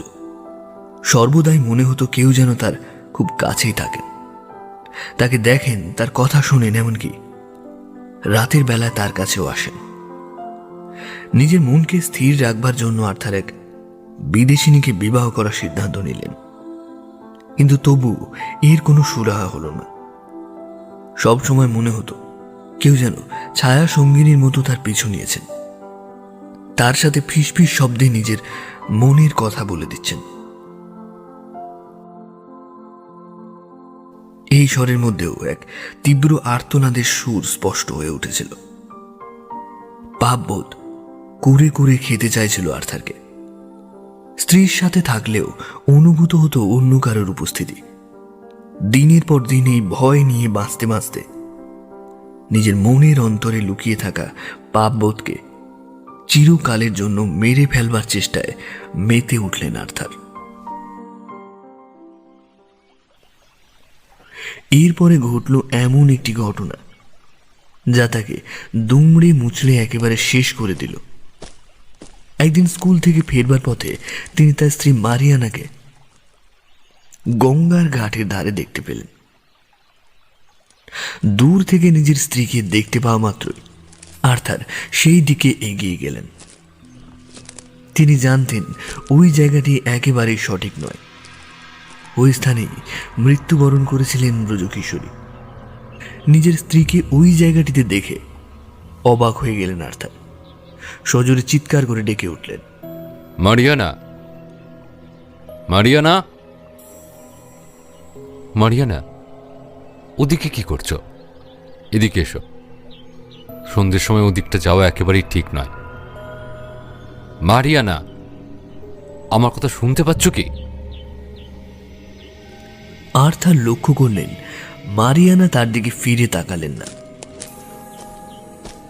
তিনি সময় নষ্ট না করে সেদিকে দ্রুত অগ্রসর হতে শুরু করলেন। মারিয়ানা এক পা এক পা করে সিঁড়ি দিয়ে গঙ্গার দিকে এগোচ্ছিলেন। তাকে এমন কাণ্ড করতে দেখে ঘাবড়ে গেলেন আর্থার। এরপরে তার খুব কাছে এসে উপস্থিত হলেন। তিনি দেখলেন মারিয়ানার পোশাকে বেশ পরিবর্তন ঘটে গিয়েছিল। ইংরেজি আদব কায়দা ছেড়ে একেবারে বাঙালি বধূর মতো পোশাক পরেছিলেন তিনি। চুলগুলো খোলা অবস্থায় হাওয়ায় উঠছিল। তার সেই বদলটি দেখা মাত্রই আর্থারের ব্রজ কিশোরীর কথা মনে পড়ে গেল। মৃত্যুর দিনে ব্রজও ঠিক এইভাবে নিজেকে শেষ করেছিল। তিনি আর সময় নষ্ট না করে সিঁড়ি ধরে নিচের দিকে অগ্রসর হতে লাগলেন। মারিয়ানা, আমার কথা শোনো মারিয়ানা, ওদিকে যেও না, আমার কথা শোনো মারিয়ানা। বেশ কিছুক্ষণ এইভাবে অগ্রসর হওয়ার পরে হঠাৎ মারিয়ানা তার দিকে পেছন ফিরে তাকালেন। তাকে দেখা মাত্রই আর্থারের শিরায় হিমেল রক্তের স্রোত বয়ে গেল। তিনি দেখলেন মারিয়ানার মুখের একটি অংশ নেই। দীর্ঘদিনের বাসি পচা কোনো মৃতদেহ থেকে যেমন গন্ধ ভেসে আসে, ঠিক সেই রকমই বিশ্রী পচা গন্ধ তার শরীর থেকেও ভেসে আসছিল। ভয়ে ঠকঠক করে কাঁপতে লাগলেন আর্থার। হাত জোর করে ক্ষমা ভিক্ষা চাইতে লাগলেন। আমি আমি নিজের ভুল স্বীকার করছি ব্রজ কিশোরী। তুমি এভাবে আমার স্ত্রীকে আমার স্ত্রীকে শেষ করো না। আমি আমি নিজের সমস্ত ভুল স্বীকার করছি। ওকে ওকে ওকে দয়া করে ছেড়ে দাও। দয়া করো আমাকে। আমি কথা দিচ্ছি আমি পুলিশের কাছে গিয়ে সমস্ত খুলে বলবো। দয়া করো ব্রজ কিশোরী, দয়া করো আমাকে, দয়া করো। উপাস থেকে অট্টহাসির শব্দ ভেসে এলো। আর্থার স্পষ্ট শুনতে পেলেন তার স্ত্রীর শরীরের ভেতর থেকে ব্রজ কিশোরীর কণ্ঠস্বর ভেসে আসছিল। ব্রজ বললেন, কোনোদিনও না। এতদিন পচে গলে এখানে থাকতে বাধ্য হয়েছিলাম আমি। তুই সেদিন খোশ মেজাজে নিজের স্বাধীনতা উপভোগ করেছিলিস। আমাকে মেরে আরো একটা মেয়েকে বিয়ে করেছিলিস। ভেবেছিলিস তাকে ঠকিয়ে আবারও অন্য কারোর কাছে যাবি। এভাবে প্রত্যেককে নিজের শয্যা সঙ্গী বানাবি আর তাদের জীবনের সাথে কুরুচিকর খেলা খেলবি। তোর কাছে এটাই জীবন। অন্যের মৃত্যুর চাদরে তুই তোর ভালোবাসার ছবি আঁকিস। না, কিছুতেই না। মৃত্যুর আগে আমি দুর্বল ছিলাম, কিন্তু এখন আর নেই। আমি এবার সেই সব কিছু করতে পারবো যা তুই কোনো দিনও কল্পনাও করতে পারিসনি। তুই যেভাবে আমার কাছ থেকে সবকিছু কেড়ে নিয়েছিলিস, সেই রকম ভাবে আমিও তোর কাছ থেকে একে একে সবকিছু কেড়ে নেব। তুই টেরও পাবি না। এই দেখ, আমি তোর স্ত্রীকেও নিজের সাথেই নিয়ে যাচ্ছি। সেদিন আমিও এভাবেই শেষ হয়েছিলাম, আর তুই দাঁড়িয়ে দাঁড়িয়ে মজা নিয়েছিলিস, অথচ আজ কাঁদছিস। এই মেয়েটা তো জানেও না তোর আসল চরিত্রের কথা। একদিন তো ওকেও এভাবেই মরতে হতো, তাই আজই মরুক, অসুবিধা কোথায়? আবার অট্টহাসির শব্দে ফেটে পড়ল চতুর্দিক। আর তার লক্ষ্য করলেন মারিয়ানা নদীর গভীরে এগিয়ে যেতে লাগলেন। কেউ যেন তার শরীরটাকে ওই একইভাবে নদীর ভেতরে নিয়ে যাচ্ছিল। আতঙ্কে চিৎকার করতে লাগলেন মারিয়ানা, কিন্তু আর্থারের সেদিন আর কিছুই করবার ছিল না। কিন্তু সেই দৃশ্যটি আর্থারকে পাগল করে দিল। তিনি সব হারালেন। ব্রজ কিশোরী যে এবার সবটা শেষ করে দেবেন সেটির আভাস পেয়েছিলেন তিনি। পাগলের মতো ছুটতে শুরু করলেন। তিনি ভাবলেন ব্রজ কিশোরীর সাথে জড়িয়ে থাকা সবকিছুকে শেষ করে দিতে পারলেই হয়তো সমস্ত প্রতিকূলতার থেকে মুক্তি পাওয়া যাবে। তাই তিনি স্কুলের লাইব্রেরির দিকে অগ্রসর হতে লাগলেন। লরেটো লাইব্রেরিতে বেশ কিছু পাঠ্য বইয়ের পাঁজা হাতে নিয়ে টেবিলের উপরে এসে রাখলেন। হঠাৎ নজরে পড়ল সেই বইটি, যেটি ব্রজ সবসময় তার কাছে রাখতেন। মৃত্যুর দিনেও বই দুটি আঁকড়ে ধরে রেখেছিলেন ব্রজ। আর্থারের হাতে আসা মাত্রই বইগুলোকে মাটিতে ফেলে তিনি জ্বালিয়ে দিলেন। ভাবলেন এই বইগুলি ব্রজ শেষ স্মৃতি। সেগুলো শেষ করে দিলেই হয়তো তার কাছ থেকে চিরকালের জন্য মুক্তি পেয়ে যাবেন তিনি। বইগুলোকে আগুন দেওয়ার সময় একটুও কষ্ট অনুভূত হলো না আর্থারের।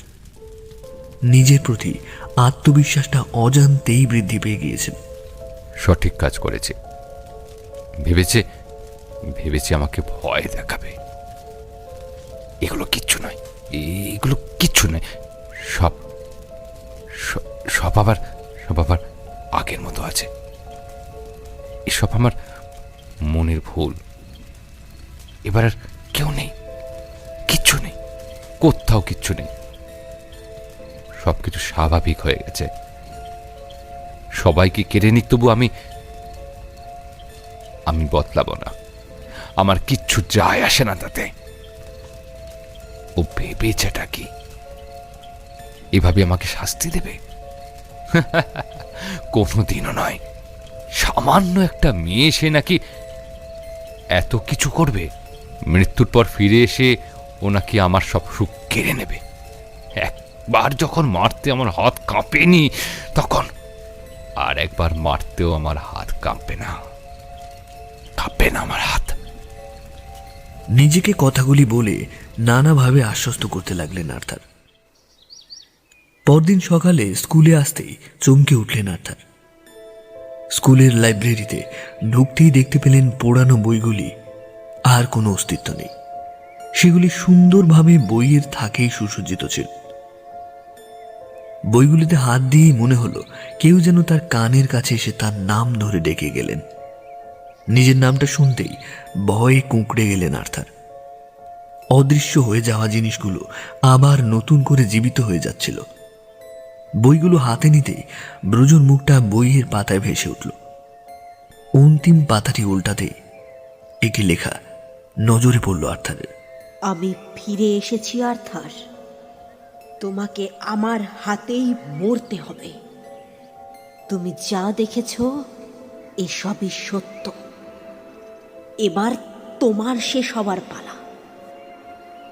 তুমি যেভাবে সেদিন তিলে তিলে আমাকে শেষ করেছিলে, ঠিক সেভাবেই তোমাকেও শেষ হতে হবে। বইয়ের পাতাগুলি আপনা আপনি উল্টে যেতে শুরু করেছিল। কিভাবে ঘটনাগুলি ঘটে চলেছিল সে বিষয়ে আর্থারের কোনো ধারণাই ছিল না। একেবারে শেষ পাতায় এসে আটকে গেলেন আর্থার। বইটির অন্তিম পংক্তিটিতে লেখা ছিল, মৃত্যুর জন্য প্রস্তুত হও আর্থার। এতে তোমার আদরের ব্রজ। লেখাটি দেখবার পরে বইটি হাত থেকে ফেলে দিলেন আর্থার।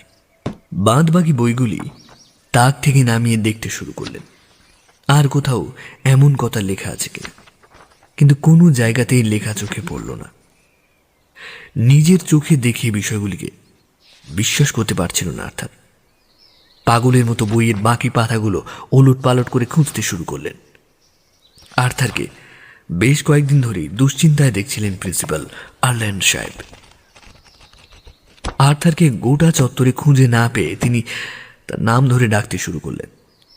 প্রিন্সিপাল সাহেবের সাথেও বিগত দিনের বেশ কিছু অদ্ভুত ঘটনা ঘটে যাওয়ায় তিনি সবটাই আর্থারকে জানাতে চেয়েছিলেন। এই কারণে আর্থারের সাথে দেখা হওয়াটা তার কাছে ছিল খুবই গুরুত্বপূর্ণ। তিনি কোনো জায়গায় হদিশ না পেয়ে লাইব্রেরির দিকে অগ্রসর হতে লাগলেন। লাইব্রেরিতে উপস্থিত হতেই সেখানকার অগোছালো অবস্থা দেখে চমকে উঠলেন আর্ল্যান্ড। সামনে আর্থারকে লক্ষ্য করতেই তিনি ঘাবড়ে গেলেন। সারি সারি বইয়ের মাঝে কিছু একটা খুঁজে দেখতে চাইছেন আর্থার। এই বিষয়টি দেখা মাত্রই প্রিন্সিপাল সাহেব তার দিকে এগিয়ে গেলেন। এই কি আর্থার, আপনাকে এতখানি অস্থির লাগছে কেন? আর এই বইয়ের পাহাড়ের মধ্যে বসে কি করছেন? আপনার হাতে এগুলো কি? আপনার তো এখন ক্লাসে থাকার কথা, কিন্তু আপনাকে এখানে এভাবে দেখতে হবে এটা তো ভাবিনি। আর্থারের কথা জড়িয়ে এলো। বারংবার নিজের বিশ্বাসের প্রতি জোর খাটানোর পরেও মুখ থেকে একটি কথাও নিঃসৃত হতে চাইছিল না। না, মানে আসলে আমি আমি আজকে ক্লাসে পড়ানোর জন্য একটা বই খুঁজছিলাম, এসেছিলাম বই খুঁজতে। সেটা চোখে না পড়ায় একটু খোঁজার চেষ্টা করছিলাম। আর এমনি তো আজকে বেশ অনেকটাই দেরি হয়ে গেছিল, তাই তাড়াহুড়ো করে বইটি খোঁজার চেষ্টা করছিলাম। প্রিন্সিপাল স্যার তার দিকে একটি পোড়া বই এগিয়ে দিয়ে বললেন। এটা খুঁজছিলেন না তো? আর্থার এগিয়ে গিয়ে বইটি হাতে নিতেই তার শরীর মন জুড়ে তীব্র আতঙ্কের সৃষ্টি হলো। প্রিন্সিপালের হাতের দিকে তাকাতেই মনে হলো একটি চুরি পরা হাত। বুকের দিকে তাকাতেই একটি কঙ্কালের চেহারা নজরে পড়ল। আর তারপরেই খিঁকে হাসিতে ভরে উঠল গোটা লাইব্রেরি। চোখ খোলার পরে নিজেকে আবিষ্কার করলেন একটি চেয়ারে। সামনে কিছু মুখ এসে ভিড় করেছিল। স্যার, স্যার আপনি ঠিক আছেন তো স্যার? প্রিন্সিপালকে চোখের সামনে দেখতেই আঁতকে উঠলেন আর্থার। কাছে আসবেন না, কাছে আসবেন না ব্রজ, একদম একদম আমার কাছে আসার চেষ্টা করবেন না। আর এক পা এগোলি কিন্তু আমি নিজেকে শেষ করে ফেলবো। একদম না ব্রজ, না একদম না ব্রজ, একদম না। প্রিন্সিপাল সাহেব আর্থারকে তার সাথে ঘটে যাওয়া অদ্ভুত ঘটনাগুলির কথা জানতে চাইলেন। ওখানে উপস্থিত সকলকে সেখান থেকে চলে যেতে বললেন তিনি। তারপর আর্থারকে লক্ষ্য করে বেশ কিছু কথা জিজ্ঞেস করলেন। আচ্ছা আর্থার, আমাকে সত্যি করে একটা কথা বলবেন? প্রিন্সিপাল সাহেবের মুখে এমন কথা শুনে আর্থার অত্যাধিক ভয় পেয়ে গেলেন। তিনি জানতেন প্রিন্সিপাল সাহেব কতটা বিচক্ষণ মানুষ। ব্রজকিশোরীর মৃত্যুর পর থেকে তার সাথে আর্থার সঠিকভাবে কথা বলবার সাহস পেতেন না। তিনি বারংবার প্রশ্নচিহ্ন নিয়ে আর্থারের দিকে তাকিয়ে থাকতেন। আর্থার নিজেকে কখনোই দোষী সাব্যস্ত করতে চাননি, তাই তিনি সর্বদাই প্রিন্সিপাল সাহেবকে এড়িয়ে এড়িয়ে চলতেন। তবে প্রিন্সিপাল আর্ল্যান্ড এই গোটা ব্যাপারটা আন্দাজ করতে পেরেছিলেন। তিনি আর্থারের কাছে এসে বললেন, আমি জানি তোমার সাথে কি ঘটছে, আমি সবটাই জানি। আমার সাথেও ইদানিং এমন কিছু ঘটনা ঘটেছে যা তোমাকে বলা হয়নি। রাতের বেলা বাড়িতে থাকাকালীন আমি আয়নার সামনে ব্রজকে দেখতে পেয়েছি।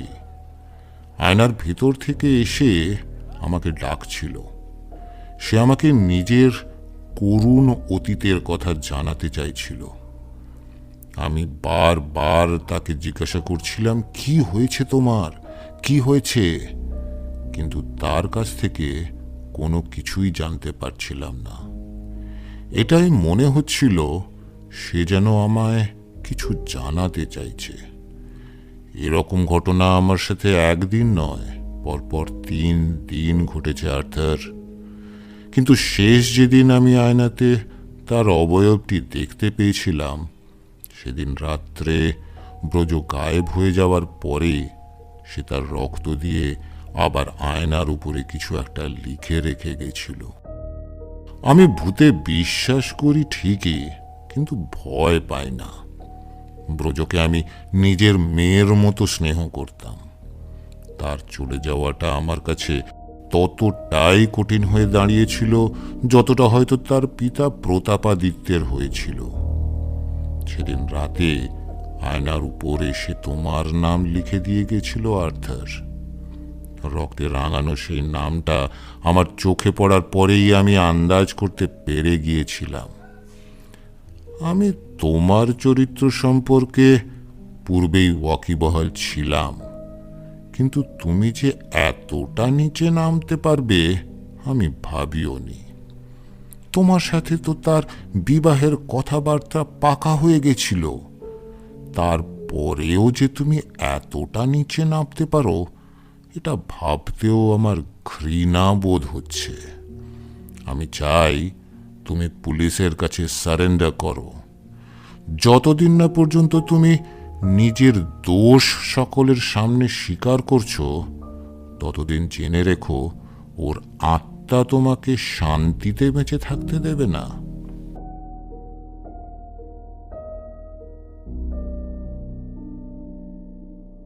সরি মিস্টার আর্থার, আমি কিছুই বুঝতে পারছি না। বেশ, ঠিক আছে, তুমি বলো, আমি ধরিয়ে দেব না তোমায়। প্রিন্সিপালের মুখে এই কথাগুলি শুনবার পরে আর্থার আরও ভয় পেয়ে গেলেন, কিন্তু তবুও নিজের ভুলের কথা তিনি কাউকে স্বীকার করাতে চাইলেন না। একজন ইংরেজ হয়ে এদেশে এসে তাকে কারাগারে বন্দী থাকতে হবে, এটা মেনে নেওয়া তার পক্ষে অসম্ভব ছিল। তিনি সবটা বুঝেও অস্থিরতার অভিনয় করতে শুরু করলেন। তার শারীরিক অবস্থার অবনতি দেখে ওখানে উপস্থিত সকলেই ভীষণ ঘাবড়ে গেলেন। প্রিন্সিপাল সাহেব নিজেই কিছুটা আন্দাজ করতে পারছিলেন ঠিকই, তবে আর্থারের মুখ থেকে গোটা ব্যাপারটা শুনতে চেয়েছিলেন। আর্থারের অস্থিরতা ও ভয় ওখানে উপস্থিত সকলকেই আতঙ্কিত করে তুলেছিল। এরপর প্রায় 2 দিনের জন্য স্কুল কমিটির তরফ থেকে আর্থারকে বাড়িতে বিশ্রাম নেওয়ার জন্য অনুমোদন জানানো হলো। প্রিন্সিপাল সহ স্কুলের সকলকেই তাকে মানসিক ভারসাম্যহীন একটি রোগীর তালিকায় ফেলে দিয়েছিলেন। কিন্তু এর পেছনে লুকিয়ে থাকা রহস্যটি জানবার অধিকার তাদের কারোরই ছিল না। পরিস্থিতি ক্রমে আরো ভয়াল আকার ধারণ করতে শুরু করেছিল। বাড়িতে এসেই কিছুটা জিরিয়ে নেওয়ার চেষ্টা করলেন আর্থার। নিজের হেরে যাওয়া মনটাকে পুনরায় গুছিয়ে নিতে চাইলেন তিনি। নিজের স্ত্রী মারিয়ানাকে হারানোর শোকে তিনি দিকবিদিক জ্ঞান শূন্য হয়ে পড়েছিলেন। মারিয়ানা যে আর জীবিত নেই এটা তিনি কিছুতেই মেনে নিতে পারছিলেন না। তার স্ত্রীর মৃত্যুর খবর যাতে কারোর কানে না পৌঁছায় সেজন্য তিনি কাউকে জানাতে চাননি, এমনকি প্রিন্সিপালের কাছেও যাতে গুণা করেও এই খবর না পৌঁছাতে পারে তার জন্য নিজেকে সর্বতোভাবে আশ্বস্ত করেছিলেন আর্থার। কিন্তু এরপর সেদিন রাতে এমন কিছু ঘটল যা আগে কেউ ভাবতে পারেনি। আর্থার নিজের মনে চুপচাপ বসেছিলেন। মারিয়ানা প্রতিদিন এই সময় তাকে চা দিয়ে আসতেন, সেই কথাটি তার বারবার মনে পড়ছিল। এমন সময় যা ঘটল তা আর্থারকে আবারও সেই প্রেতাত্মার অস্তিত্বের কথা স্মরণ করিয়ে দিল। তোমার চা আর্থার। স্ত্রী ভেবে হাতটা বাড়িয়ে দিয়ে ঘোরের মধ্যে আর্থার দেখতে পেলেন তার সামনে কেউ একজন দাঁড়িয়ে রয়েছে। আর কিছু বুঝবার আগেই সেই নারী মূর্তিটির অবয়ব ধীরে ধীরে গায়েব হয়ে গেলেন। নিজেকে সামলে রাখতে পারলেন না আর্থার, চিৎকার করে উঠলেন। দিন দিন আর্থারের মানসিক অবস্থার অবনতি ঘটতে শুরু করেছিল। সামনে যাকে দেখতে পাচ্ছেন তার অবয়বটাই তাকে তাড়া করে বেড়াচ্ছিল। প্রতিটি মুহূর্তেই মনে হচ্ছিল সে ফিরে আসেনি তো। ছোঁয়ার চেষ্টা করেও কোনো ফল হয়নি। বহুবার বহু মানুষকে বোঝানোর চেষ্টা করলেও সেটি বৃথা আস্ফলন হয়েই রয়ে যাচ্ছিল। চায়ের কাপে রক্ত লেগে থাকতে দেখেছিলেন তিনি, কখনো দিনের আলোয় দাঁড়িয়ে থাকতে দেখেছিলেন কোনো অশরীরীকে। শোয়ার ঘরটা অকারণেই জলে থই থই করত। কারোর প্রশ্নেরই কোনো জবাব দিতে চাইছিলেন না আর্থার। নিজের অপরাধের কথাগুলি সকলের সামনে আনতে চাইছিলেন না। এভাবেই আরো 2 মাস অতিবাহিত হয়ে গেছিল। আর্থারের অবস্থার কোনো উন্নতি হচ্ছিল না। আমাকে আমাকে বাঁচান, আমাকে বাঁচান, আমাকে বাঁচান। আমি কিছু করিনি, আমি কিছু করিনি। আমাকে বাঁচান, আমাকে বাঁচান, আমাকে বাঁচান, আমাকে বাঁচান। এমনটাই শুনতে পেত সকলে, কিন্তু কোনো কারণ জানতে পারত না। আমাকে বাঁচান। কিসের ভয়, কে দাঁড়িয়ে আছে সামনে, কে সে, এসব প্রশ্নের উত্তর জানতে চাওয়া ছিল এক প্রকার শাস্তি। আর্থার জানতেন কোথায় অন্যায় হয়েছিল, কিন্তু পুলিশের ভয়ে সেই সৎ সাহস দেখাতে পারছিলেন না। কোথাও না কোথাও জমিদারের মৃত্যুর জন্য তিনিই দায়ী ছিলেন। এই ঘটনার 2 মাসের মাথায় আর্থার পুনরায় স্কুল জয়েন করবার সিদ্ধান্ত নিলেন। স্কুলে প্রবেশের পরে ছাত্র ছাত্রীদের থেকে অনেক সহানুভূতিও অর্জন করলেন।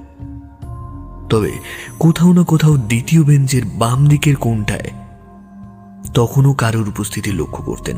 ক্লাস চলাকালীন কেউ প্রশ্ন করলেও হাঁ করে ওই বেঞ্চের দিকেই তাকিয়ে থাকতেন তিনি। এই বিষয়টি কম বেশি সকলেই লক্ষ্য করেছিলেন। একদিন ক্লাস চলাকালীন ঘটল এমন একটি ঘটনা যা শুধুমাত্র আর্থারকেই নয়, গোটা ক্লাসের কাছে ব্রজুর উপস্থিতির কথা টের পাইয়ে দিল। ইংরেজির বিষয়ে কিছু জানতে চেয়েছিলেন আর্থার। প্রশ্নটি ক্লাসের সমস্ত ছাত্রছাত্রীর কাছে ঘুরতে শুরু করল, কিন্তু এই জটিল প্রশ্নের উত্তর দেওয়া তাদের কারুর দ্বারাই সম্ভব ছিল না। সকলেই একে অপরের মুখ চাওয়াচাই করতে লাগলেন। এমন সময় দ্বিতীয় বেঞ্চের দিকে নজর গেল সকলের। সকলেই দেখলেন বেঞ্চের উপরে গড় গড় করে চক নিয়ে কেউ উত্তরগুলো লিখে দিচ্ছেন। সকলে চমকে গেলেন। বাস্তব না মিথ্যা, কোনোটাই পরিষ্কার হতে পারল না। ঘটনাটি ঘটবার কিছুক্ষণের মধ্যেই সকলে হুমড়ি খেয়ে পড়লেন বিষয়টি জানবার জন্য। যা দেখলেন তাদের সকলেরই চক্ষু চড়ক গাছ হয়ে গেছিল। উত্তরের পাশাপাশি লেখা ছিল আরও একটি কথা: আমার খুনিকে তোমরা যতই প্রশ্রয় দাও না কেন, তাকে আমার হাতেই শেষ হতে হবে। সে যেভাবে আমাকে শেষ করেছিল, আমিও তাকে সেভাবেই শেষ করব। চকের লেখাগুলির সাথে ব্রজুর হাতের লেখার এক তির্যক মিল খুঁজে পেলেন সকলে। সকলে ভয়ে চিৎকার করতে করতে ক্লাস থেকে বেরিয়ে গেলেন। চেয়ারে বসে কাঁপতে থাকলেন আর্থার। এটা কি করে সম্ভব? মৃত মানুষ কি কোনোদিনও ফিরে আসতে পারে নাকি? আমি তো তাকে নিজের হাতে শেষ করেছিলাম, আর যেভাবে সে শেষ হয়েছিল তারপরে তার ফিরে আসারও একেবারে অস্বাভাবিক। গঙ্গার তলায় তলিয়ে গিয়েছিল সে। এমনকি পুলিশও কোনোভাবে তার অস্তিত্ব খুঁজে পায়নি। তাহলে তাহলে এসব কি ঘটছে? এতদিন সকলে আমাকে সন্দেহ করতেন, ভাবতেন বুঝটু কি করছি, অথচ আজকের বিষয়টা সকলের চোখের সামনে এসেছে। তারা দেখেছেন বিষয়টা, অনুভবও করেছেন। এবার আমাকে সকলে বিশ্বাসও করবেন। লেখাগুলোকে মিটিয়ে দেওয়ার জন্য এগিয়ে এলেন আর্থার। ডাস্টারের সাহায্যে ঘষে ঘষে তুলতে লাগলেন, কিন্তু যতবারই উনি মোছার চেষ্টা করছিলেন ততবারই সেগুলি পুনরায় প্রকট হয়ে উঠেছিল। বারবার এমন হওয়ার পরে আর্থার আর নিজের ধৈর্য রাখতে পারলেন না। তিনি রাগের বশে টেবিলটাকে ছুঁড়ে ফেলে দিলেন। তারপর মনে করলেন সবকিছু স্বাভাবিক হয়ে যাবে। ছাত্রেরা বাইরে দাঁড়িয়ে সবটা প্রত্যক্ষ করতে লাগলেন। হঠাৎ আর্থার লক্ষ্য করলেন ব্ল্যাকবোর্ডে নিজের থেকেই লেখা পড়ছে। কেউ যেন চক দিয়ে আবার লিখে যাচ্ছিলেন। আমার মৃত্যুর বদলা আমি নেবই। আমাকে যেভাবে মরতে হয়েছে, ঠিক একইভাবে আপনাকেও মরতে হবে।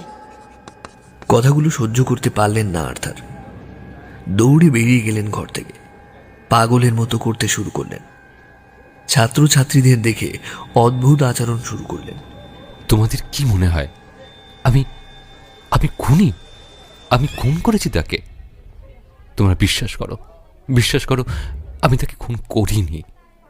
আমি তাকে ভালোবাসতাম, কিন্তু সেদিন আমি নিজেকে ধরে রাখতে পারিনি। জানি না কি হয়েছিল আমার। আমি ভাবিনি যে এমনটা সে করবে, সে আমাকে ছেড়ে চলে যাবে। আমি ভাবিনি, আমি কিছুতেই ভাবিনি এমনটা হতে পারে। কথাগুলো শেষ করেই প্রাণপণে দৌড়তে থাকলেন আর্থার। অনতি দূরেই প্রিন্সিপালের ঘরের কাছে এসে উপস্থিত হলেন। স্যার, বিশ্বাস করুন, আমি কিছু করিনি। আমি আর পারছি না স্যার, সব জায়গায় এসে উপস্থিত হচ্ছে। আমি খুন করিনি স্যার, বিশ্বাস করুন, আমি খুন করিনি। আমি ভুল করেছি মানছি, কিন্তু এতে আমার অপরাধ কোথায় স্যার? কিছুই তো করিনি আমি, শুধু তাকে স্পর্শ করেছিলাম মাত্র। সে তো আমার হবু স্ত্রী ছিল না, কি বলুন?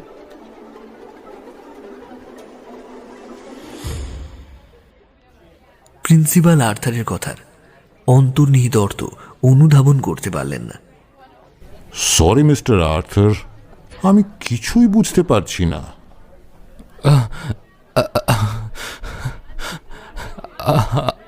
আমি সব বলছি স্যার, কিন্তু কথা দিন স্যার, আপনি আমাকে পুলিশের কাছে ধরিয়ে দেবেন না। বেশ, ঠিক আছে, তুমি বলো, আমি ধরিয়ে দেব না তোমায়। স্যার, যেদিন যেদিন ব্রজকিশোরীকে খুঁজে পাওয়া যাচ্ছিল না, সেদিন সে আমার সাথেই ছিল। আমি তাকে স্কুলের পিছনের গলি দিয়ে গাড়ি পর্যন্ত পৌঁছে দেওয়ার পরামর্শ দিয়েছিলাম। সে আমার কথার অমান্য না করায় সেদিন আমার ইচ্ছেটা আরো বেশি মাত্রায় পেয়ে বসেছিল। আমি তাকে গাড়ি পর্যন্ত পৌঁছে দেওয়ার নাম করে ওই পুরনো কারখানাটার দিকে অগ্রসর হতে শুরু করেছিলাম।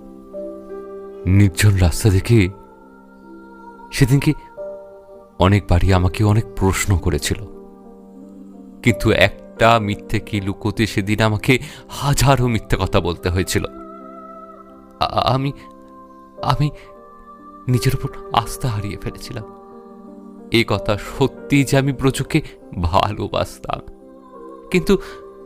কিন্তু তার চেয়েও বেশি লোভ জন্মেছিল তার অর্থ, তার প্রাচুর্য আর তার রূপের প্রতি।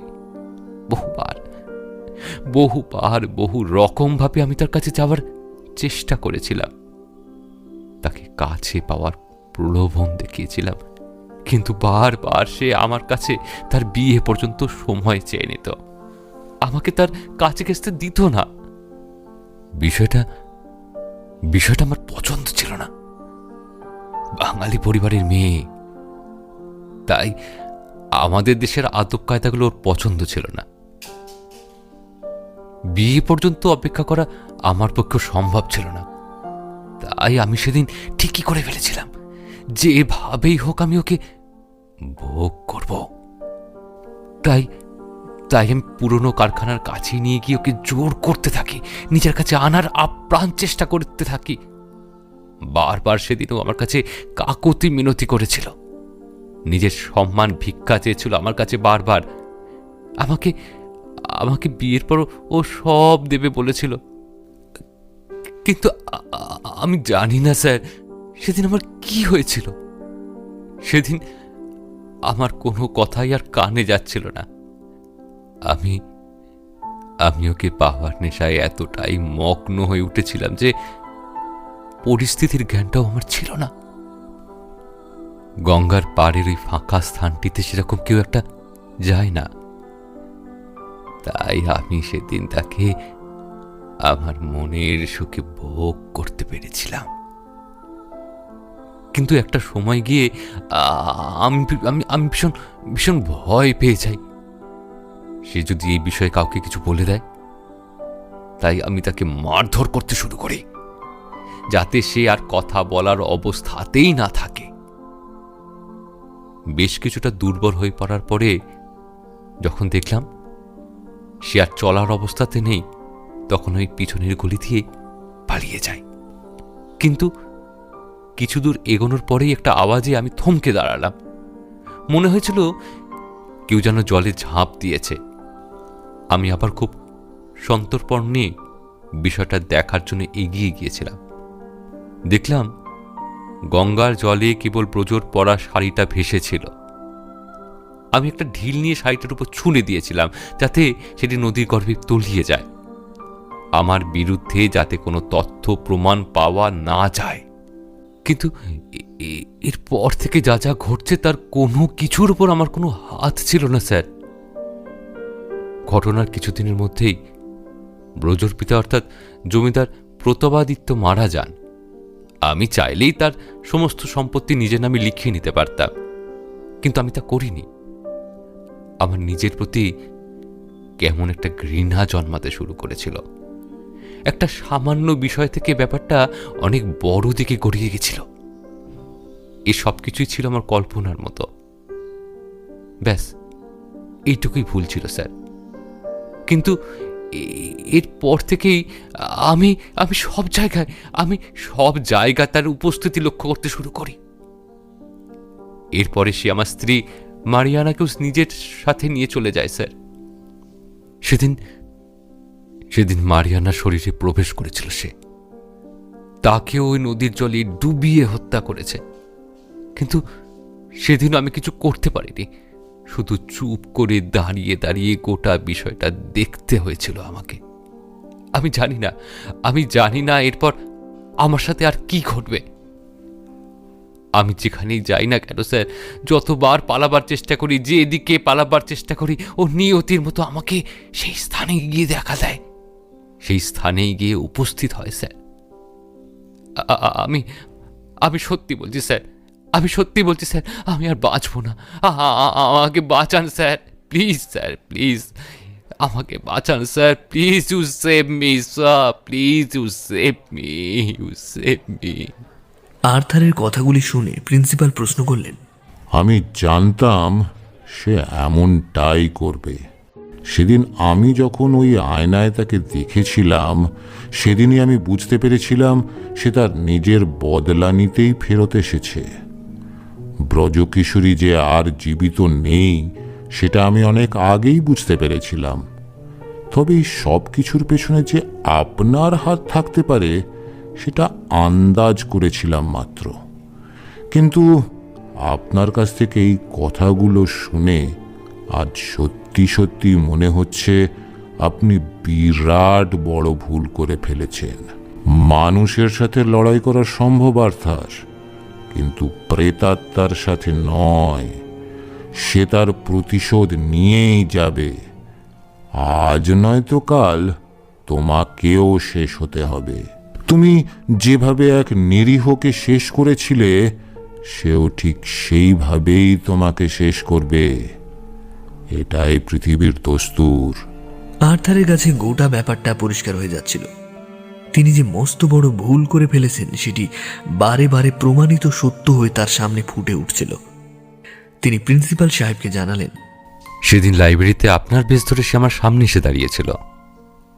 যে বইটি নিয়ে সে পড়াশোনা করত এবং যেটি সব সময় তার কাছে থাকত, সেদিন আমি নষ্ট করে ফেলার জন্য সেটি লাইব্রেরিতে গিয়েছিলাম। কিন্তু ওখানে রাখা বইয়ের শেষ পাতায় আমি এমন কিছু দেখেছিলাম স্যার, যা আমায় সেদিন আরো বেশি ভয় পেতে বাধ্য করেছিল। তারপরেই আমি সেই বইটা আগুনে পুড়িয়ে দিতে গিয়েছিলাম। শেষ অবধি বইটা পুড়িয়েও দিয়েছিলাম। তবে আবার আপনার বেশ ধরে সে আমাকে একদিন ওই বইগুলো দিয়ে বলেছিল যে আমি ওই বইগুলো খুঁজছি কিনা। তারপরে আমি যা দেখলাম, আমার সামনে একটা কঙ্কাল দাঁড়িয়ে রয়েছে। এরপরে আমার আর কিছু মনে নেই স্যার, আমি জ্ঞান হারিয়ে ফেলেছিলাম। তবে আমি আপনাকে আজ এক বর্ণ মিথ্যে বলিনি। আপনি অন্তত আমাকে বিশ্বাস করুন স্যার, আর আমাকে এসবের থেকে দয়া করে বাঁচান। আমি জানি আমি ভুল করেছি, কিন্তু সবটাই অজান্তে আর ভয়ের থেকে করেছিলাম। সে তার প্রতিশোধ দিতে ফিরে এসেছে স্যার, সে আমাকে মেরে ফেলতে চাইছে। আমি মরতে চাই না স্যার, আমি মরতে চাই না। আমি কথা দিচ্ছি আমার স্ত্রীকে নিয়ে এখান থেকে ইংল্যান্ডে চলে যাব, আর কোনোদিনে ফিরবো না। আপনি বাঁচান আমাকে স্যার, দয়া করে বাঁচান। প্রিন্সিপাল কথাগুলি শুনে বললেন, বেশ, আমি আপনার সব কথাই শুনলাম আর্থার, কিন্তু সত্যি আপনি অনেক বড় অন্যায় করে ফেলেছেন। একজন মানুষের শরীরটাই কেবল ভালোবাসার বস্তু হয় না, তার মনটাকেও ভালোবাসতে হয়। সবটা নিয়েই একজন মানুষের অস্তিত্ব তৈরি হয়। আজকে যদি আপনার স্ত্রীকে আপনি অন্য কারুর হয়ে যেতে দেখেন, তাহলে আপনারও ততটাই খারাপ লাগবে। উনি তো আপনাকে ওনার স্বামী হিসেবে মেনে নিয়েছিলেন, আর কিছুদিনের মধ্যেই আপনারা চিরতরে একও হয়ে যেতেন। তাহলে কেন এত বড় একটা কাজ করেছিলেন? মেয়েটিকে মরে যেতে দেখেও আপনি সেদিন তাকে বাঁচাতে যাননি, তাকে মৃত্যুর দিকে ঠেলে দিয়েছিলেন।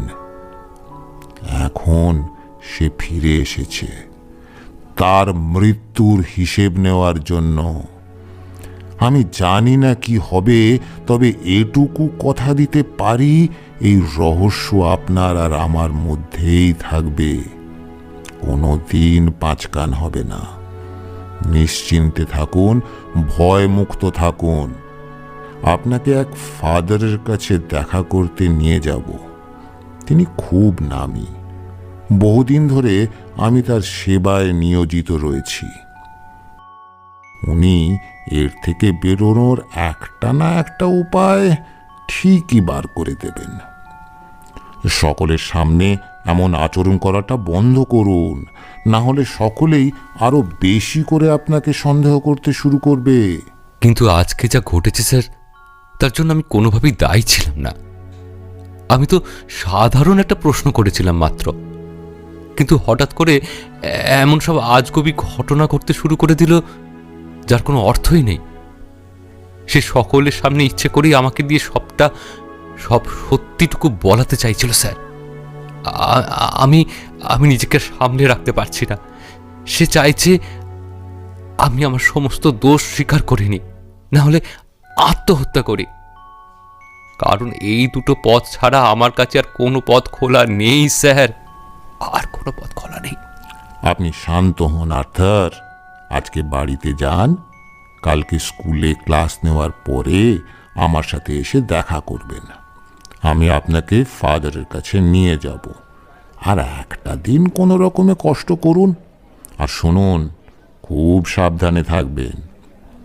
আপনি এসবে কোনোদিনই সেভাবে বিশ্বাস করতেন না, কিন্তু আমি এগুলির অস্তিত্বকে মনে প্রাণে বিশ্বাস করি।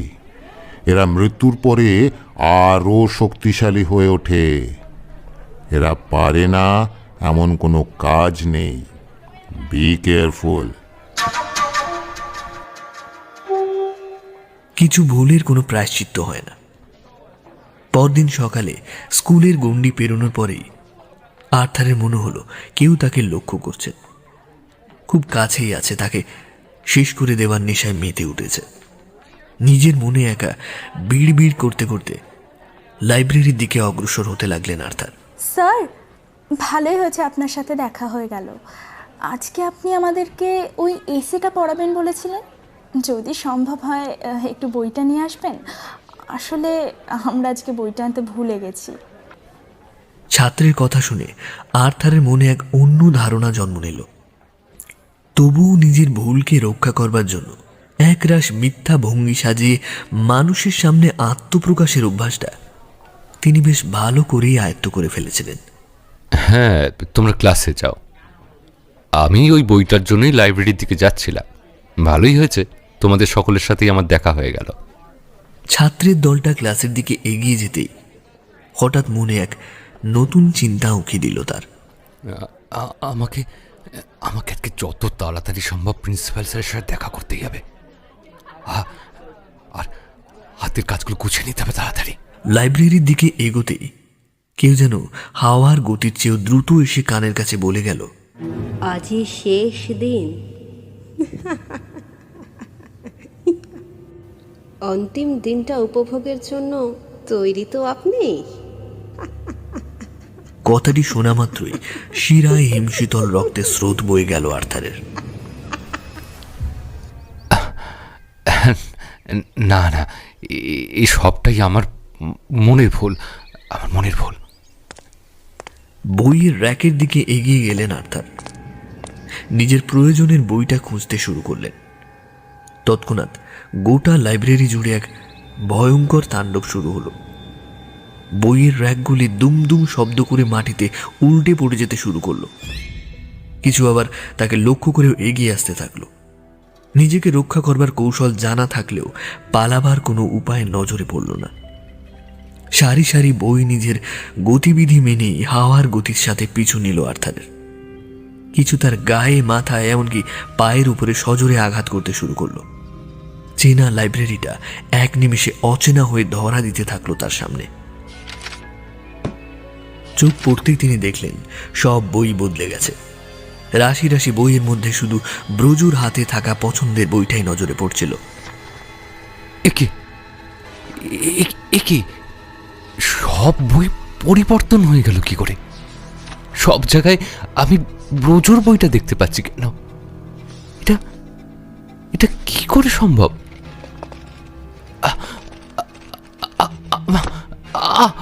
আমাকে বন্ধ হয়ে আসছে কেন? আমি বইয়ের পাহাড়ের মধ্যে ঘিরে ফেলেছে আমাকে। আমি বইয়ের পাহাড়ের মধ্যে ডুবে যাচ্ছি। আমাকে কেউ বাঁচান। আমার দম বন্ধ হয়ে আসছে। Help me. একের পর এক বইয়ের পাতাগুলি কেউ ছিঁড়তে শুরু করলো। কেউ যেন পাতাগুলিকে সঙ্গে করে নিয়ে এগিয়ে আসতে থাকে তার দিকে। নিজেকে সেই শক্তির হাত থেকে রক্ষা করবার শত চেষ্টা করেও পারলেন না আর্থার। কেউ মুখটা হাঁ করে জোর করে পাতাগুলিকে তার মুখের ভেতরে ভরে দিতে শুরু করলেন। অট্ট হাসিতে ফেটে পড়ল চারিদিক। মুখের ভিতরে বইয়ের পাতাগুলিকে জোর করে ঢুকিয়ে দিতে থাকলেন কেউ। দম বন্ধ হয়ে আসতে লাগলো, আর মনে পড়তে লাগলো নিজের পাপ কর্মের কথা। কিভাবে শেষ হতে হয়েছিল ব্রজকে। হয়তো দম বন্ধ হয়ে গেছিল তার। হাত জোর করে ক্ষমা চাওয়ার পরেও সেদিন কেউ বাঁচাতে আসলো না তাকে। এইভাবেই পড়ে রইল তার দেহটা। দীর্ঘক্ষণ কোনো খবর না পেয়ে সকলেই চিন্তিত হয়ে পড়লেন। ছাত্রদের কথায় প্রিন্সিপাল সহ সকলেই লাইব্রেরিতে এসে উপস্থিত হলেন। আর্থারকে ওই অবস্থায় দেখে সকলেই সেদিন অবাক হয়ে গেছিল। অবাক হয়নি শুধু প্রিন্সিপাল সাহেব। আর্থারের মুখটা হাঁ অবস্থায় পড়েছিল। মুখের মধ্যে ঢোকানো ছিল রাশি রাশি বইয়ের পাতা। কেউ যেন কয়েকশো পাতা তার মুখের মধ্যে ঢুকিয়ে দিয়েছিল। চোখ দুটো স্থির হয়ে তাকিয়েছিল লাইব্রেরির সিলিংয়ের দিকে। কারোর কাছে এমন মৃত্যুর কোনো কারণ জানা ছিল না। এমন ভয়ঙ্কর মৃত্যুর পিছনে কোন রহস্য লুকিয়ে থাকতে পারে, সেই বিষয়টি ইংরেজ সরকারের কাছেও কোনো দিন পরিষ্কার হতে পারেনি। সকলেই ভেবেছিলেন মানসিক ভারসাম্য হারিয়েই আর্থার এভাবেই মারা গেছিল। নিজের মনের মধ্যে অযাচিত ভয়কে বাসা বাঁধতে দিয়েছিলেন বলেই এই পরিণতির শিকার হতে হয়েছিল। কিছু কিছু ধারণা বিশ্বের কাছে এমন অমূলক হয়েই রয়ে যায়, যার কোনো কারণ থাকে না। কিন্তু আমার পাঠকেরা নিশ্চয়ই এই ভয়ঙ্কর পরিণতির বিষয়গুলি নিয়ে কিছুটা হলেও অবগত হতে পেরেছেন। তাই আসল কারণটি অনুবোধনের দায়িত্ব না হয় আপনাদের উপরেই বর্তালাম। আমরা সর্বদাই মানুষের বাহ্যিক সৌন্দর্যেরই গুরুত্ব দিয়ে থাকি, কখনো কোনো মানুষের অন্তরটিকে খুঁটিয়ে দেখবার চেষ্টাও করি না। অথচ আসল সৌন্দর্য কিন্তু মানুষের অন্তরেই লুকিয়ে থাকে, যা আমরা আমাদের মনের চোখ দিয়ে দেখবার কৌশল কোনোদিনই কার্যকরী করি না। মুখে অনেক বিজ্ঞের বাণী বর্ষণ করলেও নিজেরাই লোভ সম্বরণ করতে পারি না। আর ঠিক এখান থেকেই আমাদের পতনের দিন শুরু হয়। আমরা নিজেদের চোখেই নিজেরাই নেমে যাই। তা সত্ত্বেও নিজের দৈহিক চাহিদাকে চরিতার্থ করবার জন্যই ছুটে যাই ওই বাহ্যিক সৌন্দর্যের রস আস্বাদনে। আর পরিণতিতে পাই নিঃসঙ্গতা, একাকিত্ব। সত্যিই কি ভালোবাসা পূর্ণতা পায়?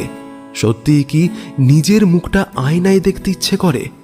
সত্যিই কি ভালোবাসার চোখে নিজের জন্য সম্মান লক্ষিত হয়? না, হয় না। এসবই আমরা জানি, তারপরেও ভুল হয়েই যায়। কথায় বলে সুখের চেয়ে স্বাস্তি ভালো। তাই ভালো লাগার মধ্যে কোনো দিনই ভালোবাসা খুঁজতে যাবেন না। ভালো লাগা ক্ষণিকের দুর্বলতার ঘ্রাণের মতো, কিন্তু প্রকৃত ভালোবাসা পিছু টানের মতো। কথাগুলি স্মরণে রাখবেন। মম জীবন যৌবন মম অখিল ভুবন। আপনারা এতক্ষণ শুনছিলেন একটি অপরিণত প্রেমের গল্প, সঞ্চারী ভট্টাচার্যের কলমে সে ফিরে ফিরে আসে। নমস্কার, আমি আসঞ্জন। আজ গল্প পাঠে ছিল অরূপ, পার্থপ্রতিম, সোনালী, ইন্দ্রজিৎ ও ব্রতদীপ। এত সুন্দর গানগুলি পরিবেশনের জন্য ধন্যবাদ জানাই ব্রতদীপ ও জয়িতাকে। শব্দ সংযোজন ও background music set poster Krishnendu. আমরা ধন্যবাদ জানাই লেখিকা শ্রী সঞ্চারী ভট্টাচার্যকে আমাদের পাশে থাকার জন্য। গল্পটি কেমন লাগলো জানাতে ভুলবেন না। লাইক করুন, কমেন্ট করুন আর সাবস্ক্রাইব করুন আমাদের চ্যানেলটি। ধন্যবাদ। শুভরাত্রি।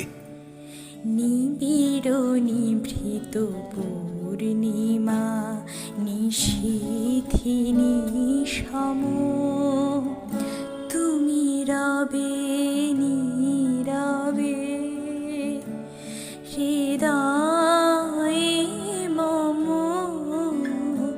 তুমি রবে নীরবে। এবারে কলকাতা বইমেলায় মিনিকা পাবলিকেশন থেকে প্রকাশিত হতে চলেছে সঞ্চরী ভট্টাচার্যের কলমে শঙ্কা ও অভিশঙ্কা।